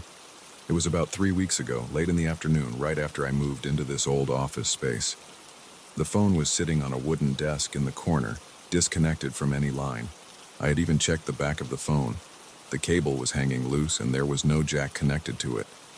The telephone company said there was no service activated here. They had no record of any recent installation or any old line that was still active. Yet I heard a single ring, short, sharp, and impossible to ignore. I froze for a second. My heart started pounding fast and I walked over to the phone. I lifted the receiver and pressed it against my ear. There was only static. No voice, no background noise, just a dull hiss like distant wind. I felt uneasy, but I told myself it might be some electrical glitch in the building. I put the receiver down and tried to focus on unpacking my files and boxes. The building itself is pretty old. It's got creaky floors, old radiators, and these thick wooden doors that make a heavy thud every time you close them. My office is on the second floor at the end of a long, narrow hallway. The walls have an outdated beige paint. The ceiling tiles are stained in places. There's a faint smell of dust and stale air, but I've seen worse. I figured I could fix the place up a bit and make it my own. But that phone kept catching my eye. It's an old rotary phone, black with a chipped surface, and the dial is stiff. The cable is worn out, the plastic looks brittle, and the metal connectors at the end are slightly rusted. The day after I heard the first ring, I tried to ignore the phone. I had a lot of work to do and I didn't want to get stuck thinking about weird noises. I had set up my laptop on a makeshift desk near the window. I arranged my papers and files around me and spent most of the day calling clients on my cell phone, sending emails, and organizing my schedule. At some point, I walked out to grab some coffee from a small place down the street. When I came back, everything was quiet. I didn't hear anything unusual. I was glad. I started thinking maybe I had imagined the ring or misheard something else in the building. Late that afternoon, I was closing my laptop when I heard it again. This time it was a short ring, less than a second, and it stopped immediately. I felt a jolt in my chest, like a quick spasm. I stood up, walked over to the phone, and stared at it. The phone was still on the desk.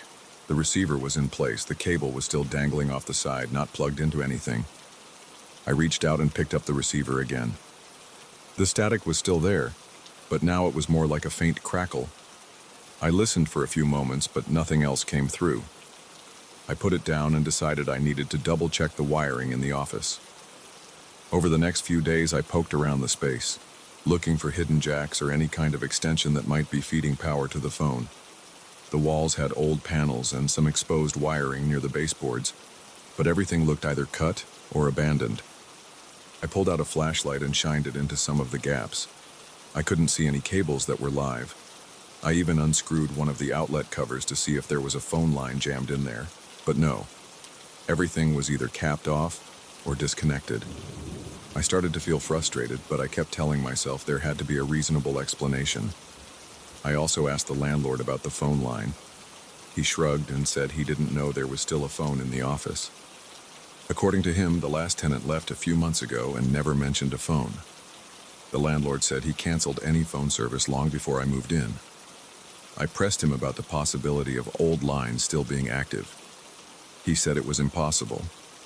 The building's phone lines had been ripped out and updated with modern wiring a long time ago, and each tenant is supposed to arrange their own service. That phone was probably just left behind as junk, he said. I felt unsettled. That static wasn't in my head, and that ring was definitely not my imagination. I started to notice a pattern. Each time the phone rang, I was alone in the office, usually late in the day. The ring was always a single burst. Sometimes it was loud, sometimes it was softer, but it never repeated more than once. After each ring, I'd get that clench in my stomach. My hands would go cold, and my breathing would become shallow. I'd pick up the receiver and the static would still be there, like a broken radio station. One evening, I decided to stay late. I had a few projects to finish, and I also wanted to see if the phone would ring again. The hallway lights were on a timer, so they flickered off around 7 p.m., leaving only emergency lights in the corridor. I didn't mind. I was focused on my screen, typing up some reports.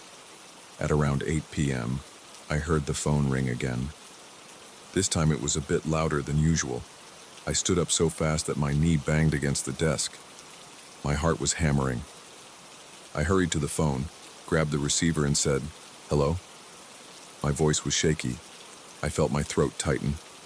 There was static, followed by a softer hissing sound like a breeze passing through a narrow gap. I listened carefully. My chest felt tight, and I could feel my palms getting sweaty. Then I spoke again. "Hello? Is anyone there?" No answer. I waited a few more seconds, hearing only that faint hiss. I put the receiver down gently, but I couldn't relax. My skin was crawling. I wiped my hands on my pants and took a few deep breaths. I walked over to the window and looked outside. The street was dark except for a few lights on the sidewalk. I tried to shake off the jitters, but I felt like something was off in that room. I didn't tell anyone about the phone at first. I didn't want people to think I was being paranoid or superstitious, but I started losing sleep. I'd lie in bed picturing that phone on the desk, waiting to ring again. My dreams were uneasy. I'd wake up in a sweat, half expecting to hear the ring echo in my bedroom. One morning, I arrived at the office and checked the phone again. Same static. I wiggled the cable, tapped the receiver, listened closely. No difference. I tried to ignore it and get back to work. A few days later, I got in touch with a local electrician. He came over to inspect the wiring in the office. He carried a small toolkit and a voltage tester. He checked the outlets and the phone jacks. He even opened the breaker box in the hallway. After about an hour, he shrugged and said everything looked normal. There was no sign of an active phone line in my space. He scratched his head and said, maybe it was some leftover electromagnetic interference from the building's old wiring, but he admitted that wouldn't usually cause an actual ring, especially not one strong enough to sound exactly like a phone call. I thanked him and walked him to the door. Before he left, he asked if the phone was antique or if I collected old telephones. I told him it was just here when I moved in. He suggested maybe removing the phone altogether. I told him I'd think about it. I felt silly. It was just a phone and there had to be a reason for what was happening.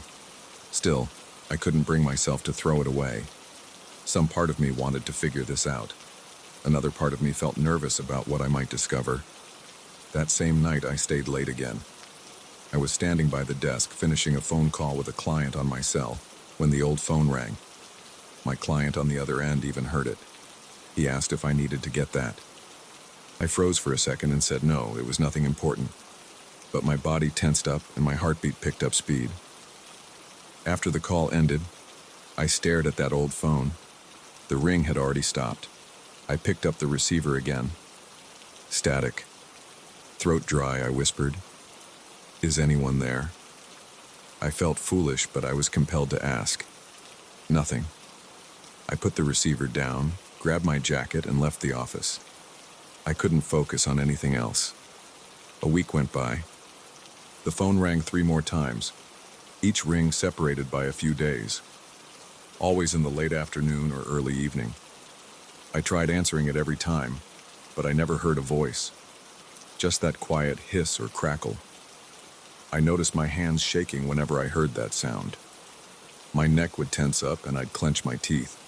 Sometimes I even got a little lightheaded. It was the kind of tension that builds up in your body and doesn't leave until you step outside into fresh air. At this point, I started telling a close friend about it. He laughed at first, thinking I was messing with him. Then he suggested maybe it was a prank. He joked that I should set up a hidden camera, but I couldn't figure out how anyone would make the phone ring without an actual line. My friend said maybe I should just toss it in the trash, but I hesitated. I felt like I needed to keep it right where it was until I had some closure. A few days later, I tried something different. I put my phone's voice recorder near the old phone, hoping to catch the sound when it rang. I left it running while I worked. Hours passed, and nothing happened. I shut it off and decided to do the same thing the next day. Eventually, on a Wednesday afternoon around 6 p.m., I heard that single ring again. It made me jump in my seat. My arms and legs felt stiff. I picked up the receiver, said, "Hello," and heard the same static. When I played back the recording, I realized it had captured the ring, but it didn't sound like a normal ring on the playback. Instead, it was like a sharp crack followed by silence. There was no sustained ringtone, just a snap. I could still hear my voice in the recording after that, asking if anyone was there. Then there was a faint hiss. That was it. It didn't give me any more information. I started to feel uneasy every time I walked into the office. My routine changed. I found myself checking the phone first thing in the morning, looking for any sign that it had rung overnight. There was never any message or note, of course. It's just a dead phone. I tried moving it to a corner by the window, but it still rang from time to time. I moved it into the small storage closet and left it on a shelf. The next day, I heard the ring again, muffled by the closet door. My chest constricted. I dashed to the closet, swung the door open, and answered. Same static. One Friday, after I wrapped up my work, I considered taking the phone out of the office. I picked it up and felt its weight in my hand. It was heavier than modern phones, with sturdy plastic and metal parts. I carried it to the front door, then paused. I felt like my pulse was throbbing in my ears. My stomach felt tight. For some reason, I couldn't leave with it. My mind raced with thoughts about how weird this whole situation was. I went back and placed the phone on the desk again. Maybe I was hoping for an answer. Later that evening, I was packing up, ready to head home, when the phone rang again. My muscles tensed so hard my shoulders hurt. I moved slowly this time, picking up the receiver gently. Static. I pressed the phone closer to my ear, listening to the crackle. Then I spoke in a calm voice. "Who is this?" I waited. The hiss didn't change. It was just a faint rush of white noise. I felt a bead of sweat roll down the side of my face. My thoughts were racing, but they were all cluttered. I asked again, "Who is this?" No response. I stayed on the line for maybe 30 seconds. Then I put the receiver down. I felt drained, like I had run a mile. I sat there, staring at the phone, noticing my breaths coming in quick bursts. I left the office and locked up. On my way out of the building, I passed a few other empty rooms. No one else was around. The hallway was quiet except for the hum of the overhead lights. When I reached the exit, I glanced back. I had this nagging feeling that the phone might ring again as soon as I was gone, but I couldn't bring myself to go back inside to check. I haven't moved out yet. I still use that office during the day. The phone keeps ringing, maybe once or twice a week. I answer it every time. It's always the same static. I have no logical explanation. I've stopped calling electricians and phone companies. They all say the same thing. The phone shouldn't be able to ring, but it does. And every time it rings, I feel my heart pounding so loud it hurts my ears. I can't ignore it, even though it scares me. It's become part of my routine now.